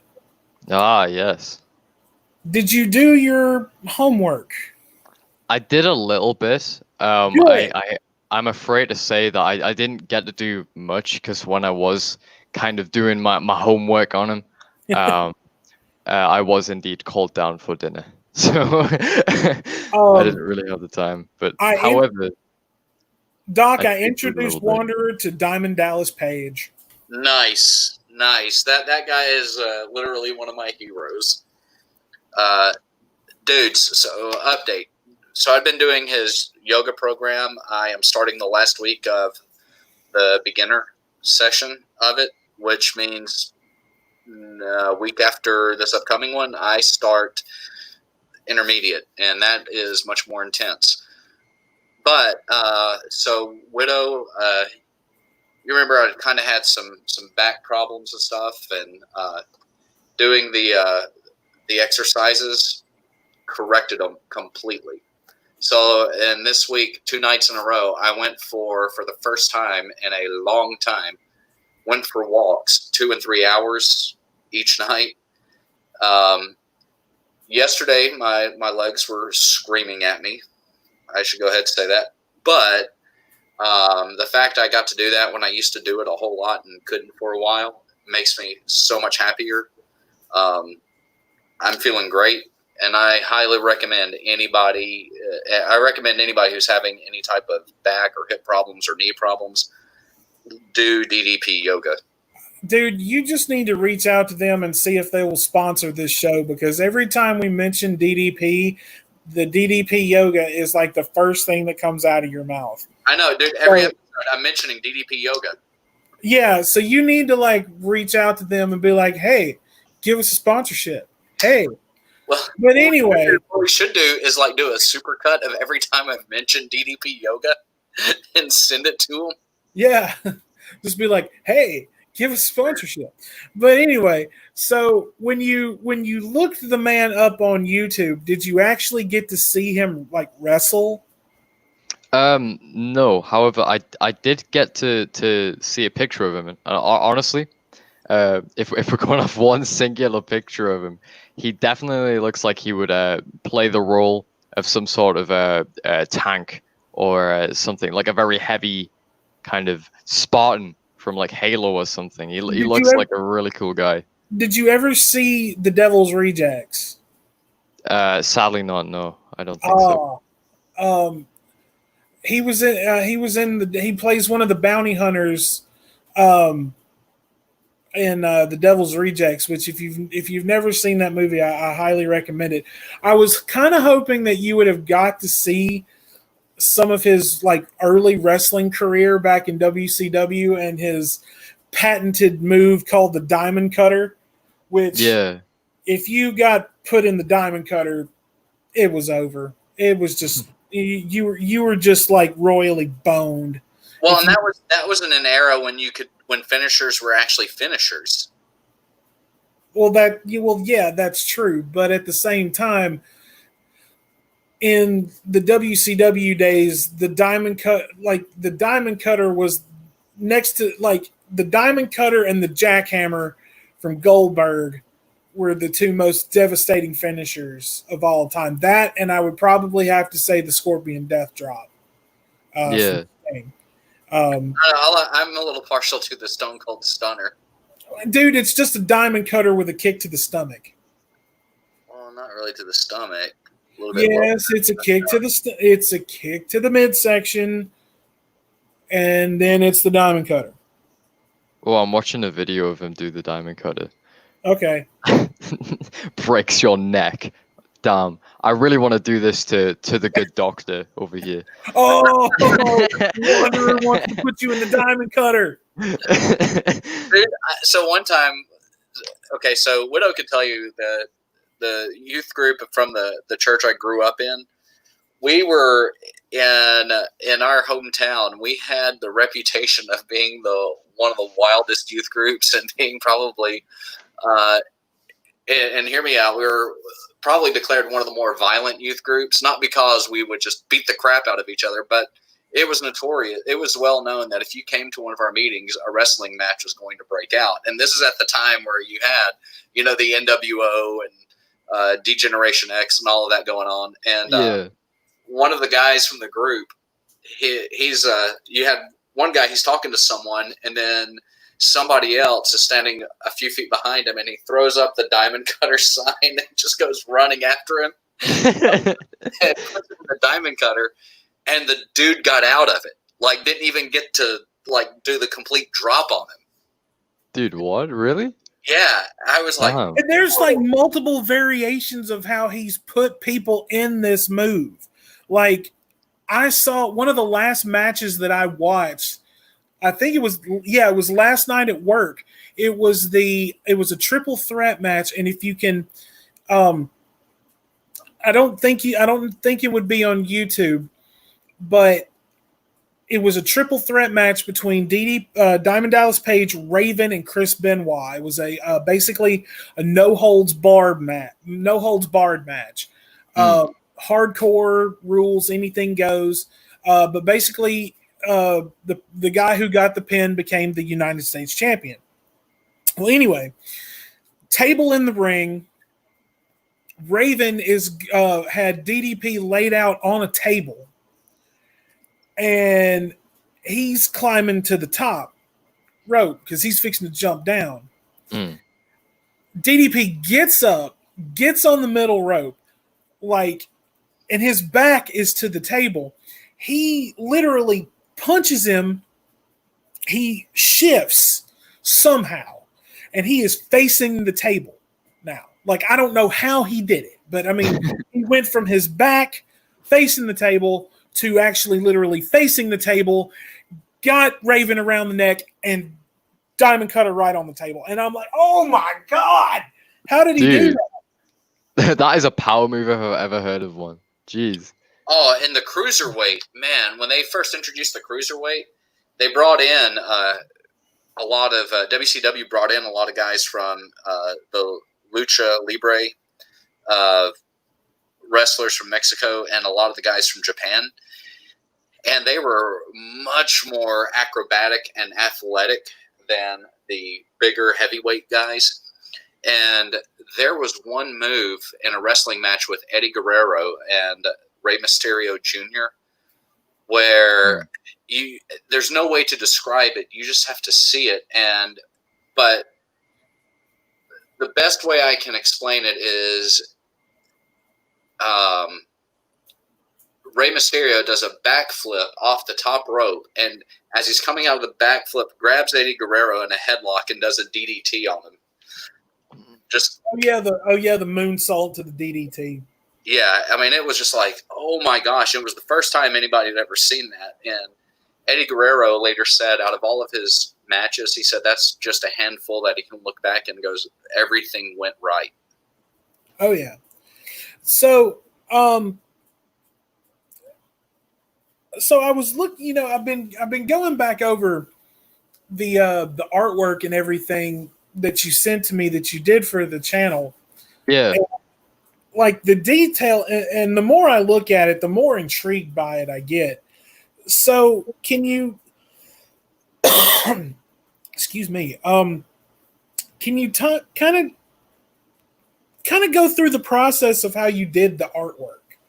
Yeah, I'm pleased you brought this up. Actually, it's something that I've thought was really interesting, and I wanted to kind of talk to you guys about, because I think you would find the way that I've done it and stuff quite interesting. So I appreciate you for bringing it up with us.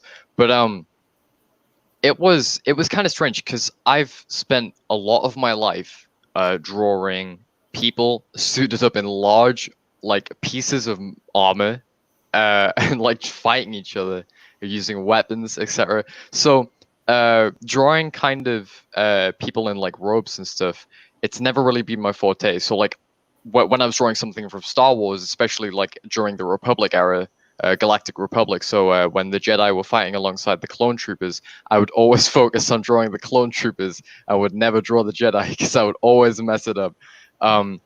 But it was a very interesting kind of thing for me to kind of switch it up a little bit and do something that I myself didn't decide in my mind that I was going to do, but somebody else had tasked me to do. And it's something that I really enjoyed in the end, actually.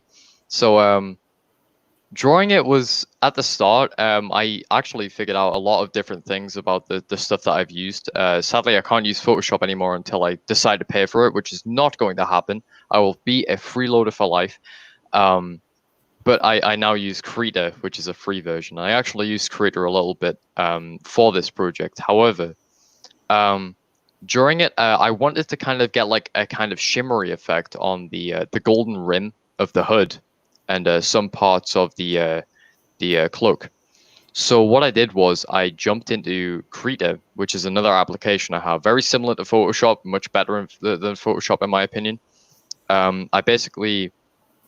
I turned down the opacity and turned up the brightness or the shade of the gold, and kind of etched in just quite faintly, just small little kind of brighter, gradually getting brighter kind of shades of gold. And then I smudged them using a smudge tool, and it came up with this really, really cool effect. And I was like, damn, I think Widows is going to love this. And also with the shading in the back, I used the burn tool on Photoshop to kind of, so basically I painted all of the black parts the same. and I used the burn tool to make certain parts of it darker, and then used the blur tool to kind of get a shadowy effect on the face from the hood. And honestly, that is something I've never ever in my life done before. So that was really, really kind of interesting to learn about and do. And honestly, it's an experience I will never forget, because it was probably one of the best things I've ever done. Well, I mean, when you would send me pieces of it, like as you were doing it, and I was just really blown away, like with the symbols and everything that I sent to you, and you just kind of pulled from them. Now, the ones around the symbols that I sent to you were actually like part of other pictures. Like, how did you pull those apart? Well, usually on Photoshop. Now, I want to say the first handful on Photoshop, but that's when my license expired. So what I did was I dragged it into a phone application. Now, this is where things get a bit wavy. So I do a lot of editing on my phone, like a surprising amount of editing on my phone. All of my YouTube videos are edited on my phone, and a lot of my thumbnails are also edited on my phone as well. Now, the reason being, I have a really, really awesome app called PhotoFox. It's a free app, but sometimes it will pester you with an advertisement to get a premium version, which do not buy. But honestly, I dragged it into there, and I was like, okay, so I'm going to save individually each of these images that I can hopefully make work. And what I did was I downloaded all of the ones you sent me and imported them individually, because you can only have, I think it's 3 different images on one piece at a time. So what I did was I got the piece that I wanted by erasing the rest of it and carefully etching in the bits that I wanted with my finger. So it wasn't even using like a keyboard and mouse or a pen or anything. It was using my finger, this last part. And when I got them around one side that I wanted, so I'm jumping all over the place here. I apologize. So I got one piece. I stuck it in the corner. I was like, okay, so I'm going to create kind of like a rim shape. Then I deleted. I didn't delete it. I kind of merged the layers together, and then I would import the next layer, do the same thing, and then try to make kind of like a circle pattern around the side. Now, when I finished this circle pattern, I was like, okay, so it's a perfect semicircle. What I need to do is copy paste this, flip it around so that it is a perfectly symmetrical circle, and that's how I did the patterning on the outside. And then I added the 2 triangles with the eyes in to kind of like make it like a full circle. And after that, I changed the saturation. I changed the hue to a yellow, and kind of darkened the brightness a bit to give it a kind of gold effect. So that's kind of how I did it. And it was a really interesting kind of thing, because I'm really not great with circles and symmetry and stuff like that. And honestly, I'm not to give props to myself here, but I think I did an all right job, I guess. But now like the actual banner, like you and I kind of the banner really didn't work out the way you and I thought that it would. oh yes, the banner. Yeah, because you were trying to explain to me, that YouTube is like, they've got to have, they're gonna have their little say so, and they're gonna cut shit off and dirt and all this. That was the sound of YouTube, by the way, the dirt. I don't know how YouTube sounds, so I just have to make it up. But and I didn't realize that StooDogg was going to be gone as long as he's been gone. But of course, I mean, he's still a huge part of this show, and I love that he's in the banner. I mean, we're always going to show love to StooDogg. He's always his co-host spot is always open for him whenever he wants to come back, whenever he can. Me and Doc, we miss him terribly. We really, really do. Yeah, I agree, because I used to speak to StooDogg quite a lot, especially back in the days of Cadenza's OTW when I used to go on there with Stu. That was the first time we actually spoke voice to voice as well through OTW. So Honestly, I was really hoping that he'd come back for this episode, but it's a real damn shame that he didn't manage to make it. Well, However, I messaged him and I sent him the link, and I know he's been working from home and he hasn't felt good, and I know he's been, he's had a few videos that he's had premiere, and I know he's been working really, really hard on those. But here in our safe place, our private place of instruction that we call the Sanctum Sanctorum, he is a huge part of this place. And Doc and I, we love StooDogg very, very much. Miss the hell out of him. Even my mom has tuned into a few episodes, like when I first started, and she was just like, I like StooDogg. I love his accent. And I'm like, okay. And to this day, every once in a while, she'll just be like, "Where's StooDogg? Where's StooDogg?" And I'm just like, oh God. So StooDogg yes, please come back to us soon. And if not for Widows, if not for Doc, for me, and for Widow's mom. Yeah, there you go. I was about to say, if not for us, come back for my mom, please, because my mom loves StooDogg. StooDogg's a good boy. But yeah, the banner was amazing. Now the giant spoon held by Doc there was a little confusing, but when you just kind of explained to me that it was, in all like comic in comic relief, along with his magnificently gigantic cowboy hat, it just seemed I'm all for both of those things, man. Do what? I'm all for both of those things. So, where I got the idea for that was I was scrolling through I think it was Instagram at the time, and I was seeing a bunch of posts about I think it was King Bach, like a bunch of old vines he used to do with a very, very comically large spoon. So the comically large spoon became somewhat of a meme on the internet. So I was like, big hat, big funny spoon, combine the two. Dr. Cyrus Oblivion, everybody, give it up. We've got to we've got to give the doctor like some kind of abnormally large thing to hold in his hand. Maybe with the next one it'll be a gargantuan syringe. Yeah, and put like one of those little metal like eye scope things like you old doctors used to wear. Like put that around the brim of the cowboy hat. Yeah. And just start calling him Dr. Cyrus Oblivion, the cowboy doctor. So, we gotta give him a oversized lab coat, which he wears as a cape. So, one thing you should know is once that picture came out with the cowboy hat, I immediately started searching online for a cowboy hat that I could. Like, I'm getting one. No way. Wait a minute. You're actually getting a giant foam cowboy hat? No, maybe not. Well, I'm getting a giant foam one. Then I'm getting an actual cowboy hat that's black and it has the gold band around it. Are you getting a black giant foam cowboy hat? What? Is the giant foam cowboy hat going to be black too? Yes, of course. That's amazing. It's like Sanctum Sanctorum branded.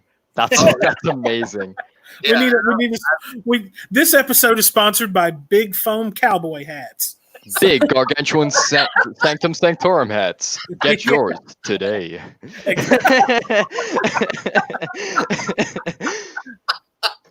No, you don't need the real cowboy hat. Whenever you go out, you should just wear the big foam cowboy hat. See how many times you get laid wearing that hat. Dude, large cowboy hats, pussy magnet. Dude, you will get so many women. It's like having the lady killer perk on Fallout, except 10 times better, because you look swag as hell wearing a gargantuan cowboy hat. It's amazing. The strategy works, everybody. Right. I'm like, we're supposed to be doing a show, and like, I'll message him and send him the link, and he'll just send me a message, and be like, dude, can't do the show today. Why not? I wore my cowboy hat last night. Shit. Damn, man. Like, you're sacrificing the show because you wore the cowboy hat? Yep. See you later. I'm like, He's currently playing a game of Jenga with 50,000 different people in his bed. no. Giant Jenga blocks. No. He's being he's either being twisted or twisting someone into a human pretzel is what it is. Because, like I said earlier, he's a glutton for punishment. Speaking of cowboy hats, I've got my own. I will send you an image because I bought it in Menorca last year because I went to Menorca last year. It was a lovely time. I really enjoyed it. So now there's like an iconic photo of me where it's like I'm chewing something in my mouth, and I've also got a large cowboy hat on, and that looks stupendous. It's such a look. Let me just send you that. Large foam cowboy hats equals the new meta. It is a new way to seduce people, men and women alike. That they will fall for your large cowboy hat. That's me last year. I've just sent you a DM. Okay. Yeah, I think I would like to get nice for the real. What I'm thinking I would like to get would be a like an alligator skin black hat with. You're talking like Crocodile Dundee style. Yeah, was his alligator skin? No, it had an alligator skin band around it or something. But no, what you need if you're going alligator skin. I know that, but what you need to do, you're gonna have the giant black foam cowboy hat. That we're gonna call that your babe magnet hat. And you need to get a black cowboy hat similar to the style that was worn by the Heartbreak Kid, Shawn Michaels. Yes, yes. I'm actually so funny you mentioned that. Him. I'm actually learning and working on his intro music for karaoke. What? I did a karaoke once. Yeah, just hilarious. Let's just stop right there because I just got douche chills like all over my body. If I can say anything, but before we move subjects, I will definitely shoot you a link to the one time like last year or something. I did what was meant to be funny, but it was total garbage cover of Buddy Holly by Weezer. Wow! It is still unlisted on my channel. It is in a meme playlist. I've never seen anybody attempt to do that karaoke style. Now I will say this. Now I've done karaoke a few times in my life.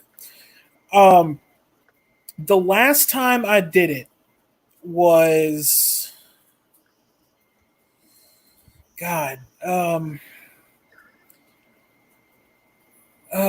probably around 2013, 14, something. I went out with some friends. We went to a bar and and we ran into a few girls that we knew, and there was karaoke going on. And we were all hanging out, we were drinking and everything, and a couple of my friends got up there and did it, and a couple of girls got up there and did it, and everybody just started poking at me. They're like, come on, you should do it. And I'm like, they're not going to have anything that I want to do. I can guarantee it. So get up there and just go for broke and sing Britney Spears. Now bag that shit. If I'm look, anything worth doing is worth doing right. So Doc, keep your mouth quiet. You'll understand what I mean by that when I finish the story. So, like I said, anything worth doing is worth doing right. So, oops. Take a drink of my water. So, I go up to the guy who's running this and looking through the book, and I don't see anything. And I look the guy in the face and I say, "You don't have any Pantera, do you?" And lo and behold, he turned his screen to me and he had "I'm Broken." And I said, "I want to do that, please." And I got up there, wireless mic in one hand, beer in the other,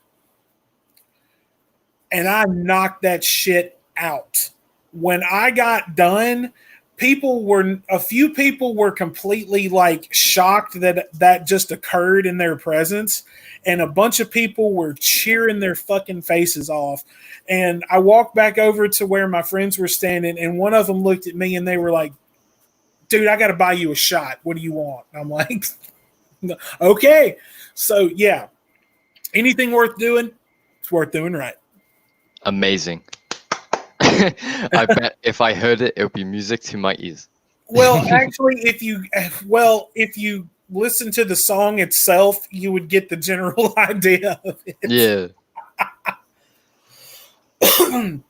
Now, of course, Doc is going to be the only one among us that's would actually get up there and do "Hit Me, Baby, One More Time" or. I have no shame. I know you have no shame. I will go up there and sing anything.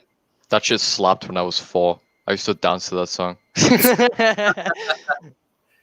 That's you just admitted that on live YouTube. So Yeah, I used to dance to Britney Spears when I was 4 years old. So what? What? Like, oh my God, how many people are going to hear that now? Like he's a 44-year-old single dude who's lived alone for like 20 years and doing that. Well, I mean, I know you have no shame. I mean, you've made that abundantly clear over the years. But, still, there's still a line. There still has to be a line in the sand. And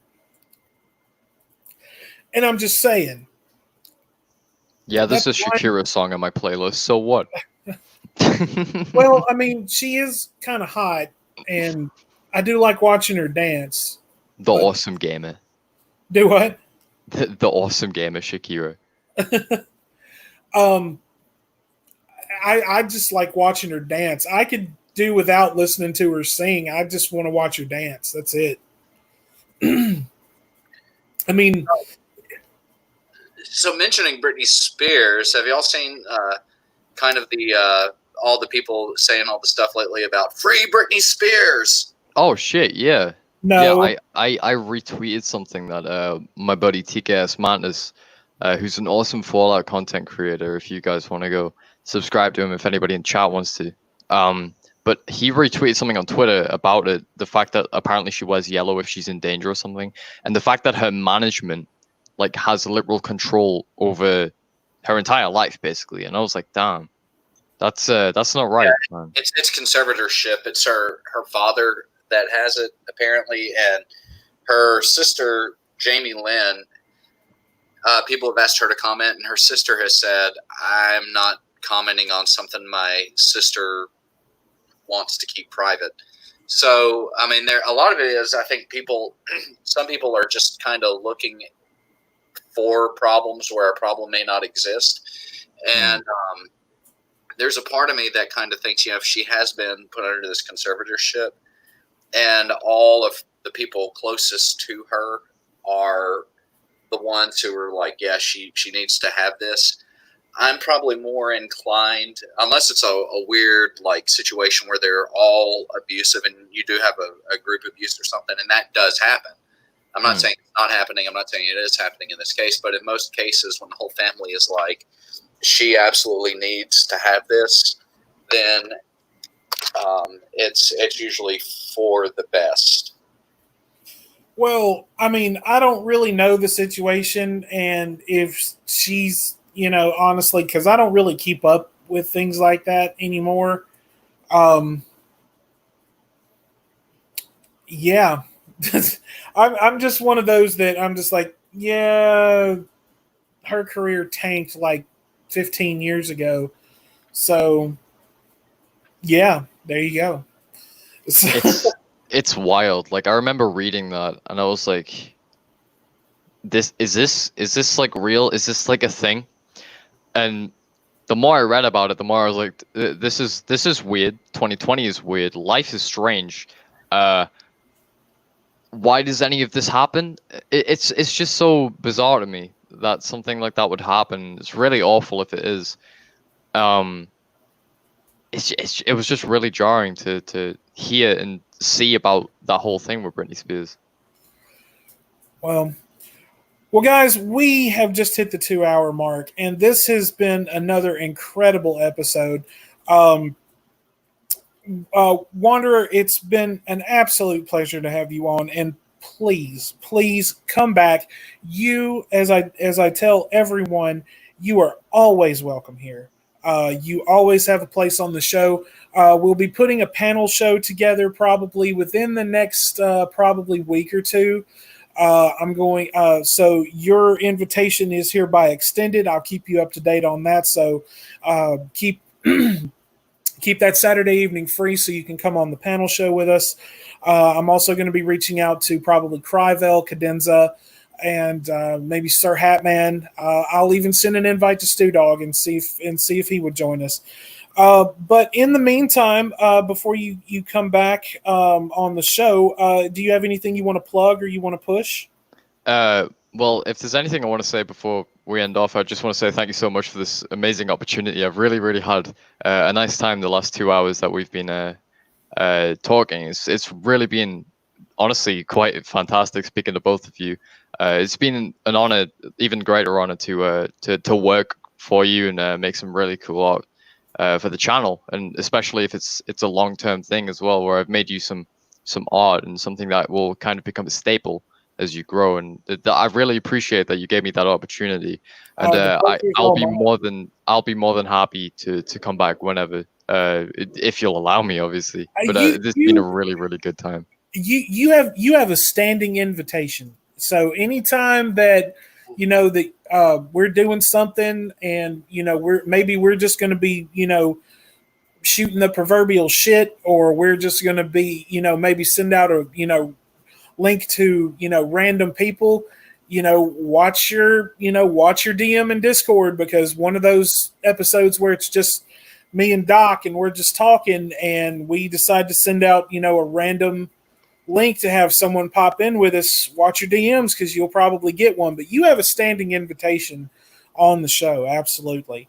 Thank you, man. I really appreciate that, dude. You have done a great thing for this show and this channel. It is a pleasure to have your artwork as part of this channel and this show. And that for that, I can never thank you or repay you enough in any way, because excuse me. So your invitation to this show is completely set in YouTube stone, if you will. Every time I say that, I kind of feel like the American Dream, Dusty Rhodes. I'm just like, well, your invitation is set in stone, if you will. So, God, man, I've got to stop watching so much fucking wrestling. Dusty Rhodes' son's impression of him is hilarious. Oh no, dude! I'm gonna tell you, there will never be another American Dream Dusty Rhodes. I'm gonna tell you that right now. But yes, you are definitely going to be coming back, and we'll have you on the panel show when we get that set up. As a matter of fact, Doc and I are going to have a little powwow tomorrow about some things and get that set up. But like I said, in the meantime, anything you got coming up that you want? Are you going to be doing another Ball Assassin video anytime soon? I am glad you asked, because yes. All right. Okay, let me get my radio producer voice. This is going to be completely unscripted, so I might stutter a bit, because I usually kind of stutter when I'm not reading off script. But in the next episode of Ball Assassin, we will be jumping into paintings in Peach's Castle in Super Mario 64 for Ball Kicking 64. Join us next time. Same ball time, same ball channel.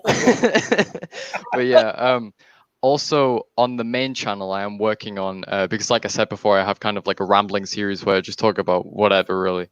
I have one coming out on the main channel called Halo Infinite: A Wanderer's Perspective. It is going to be on the gameplay demo that we got for the most recent entry in the Halo franchise, which is coming out this December. I'm really, really excited. I can't wait to share my thoughts on it.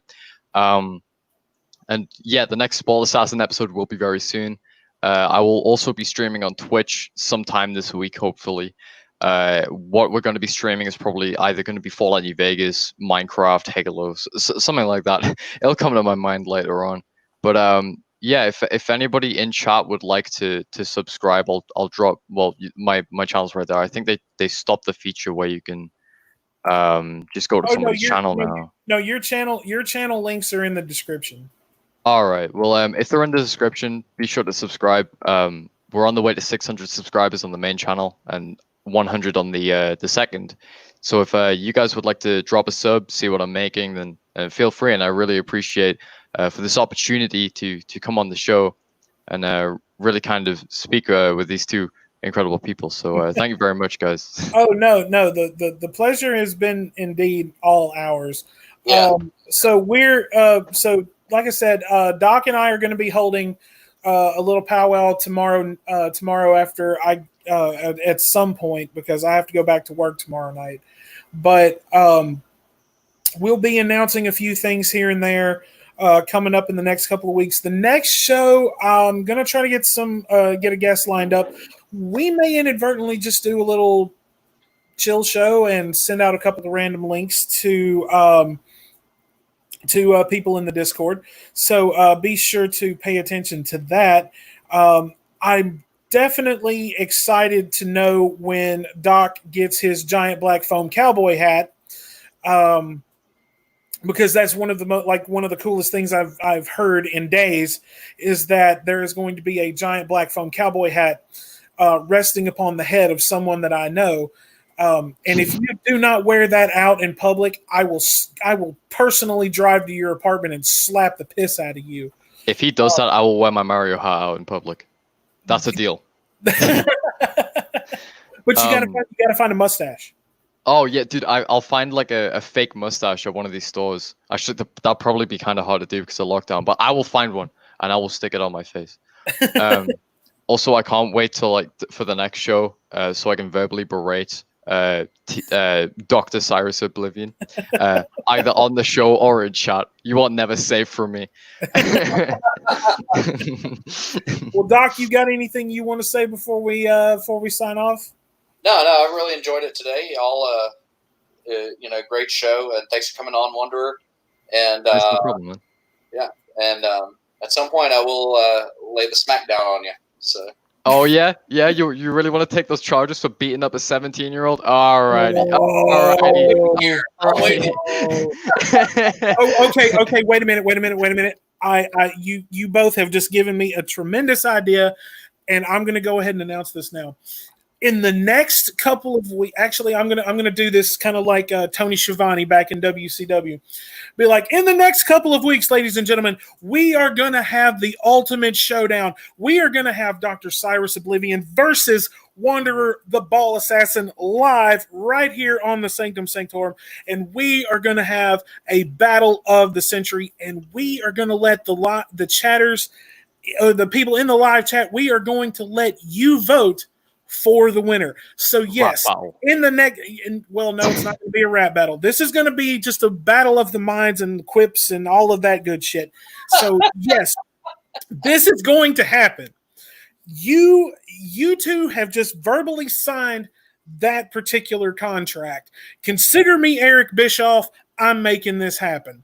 So in the next couple of weeks, we are going to have Dr.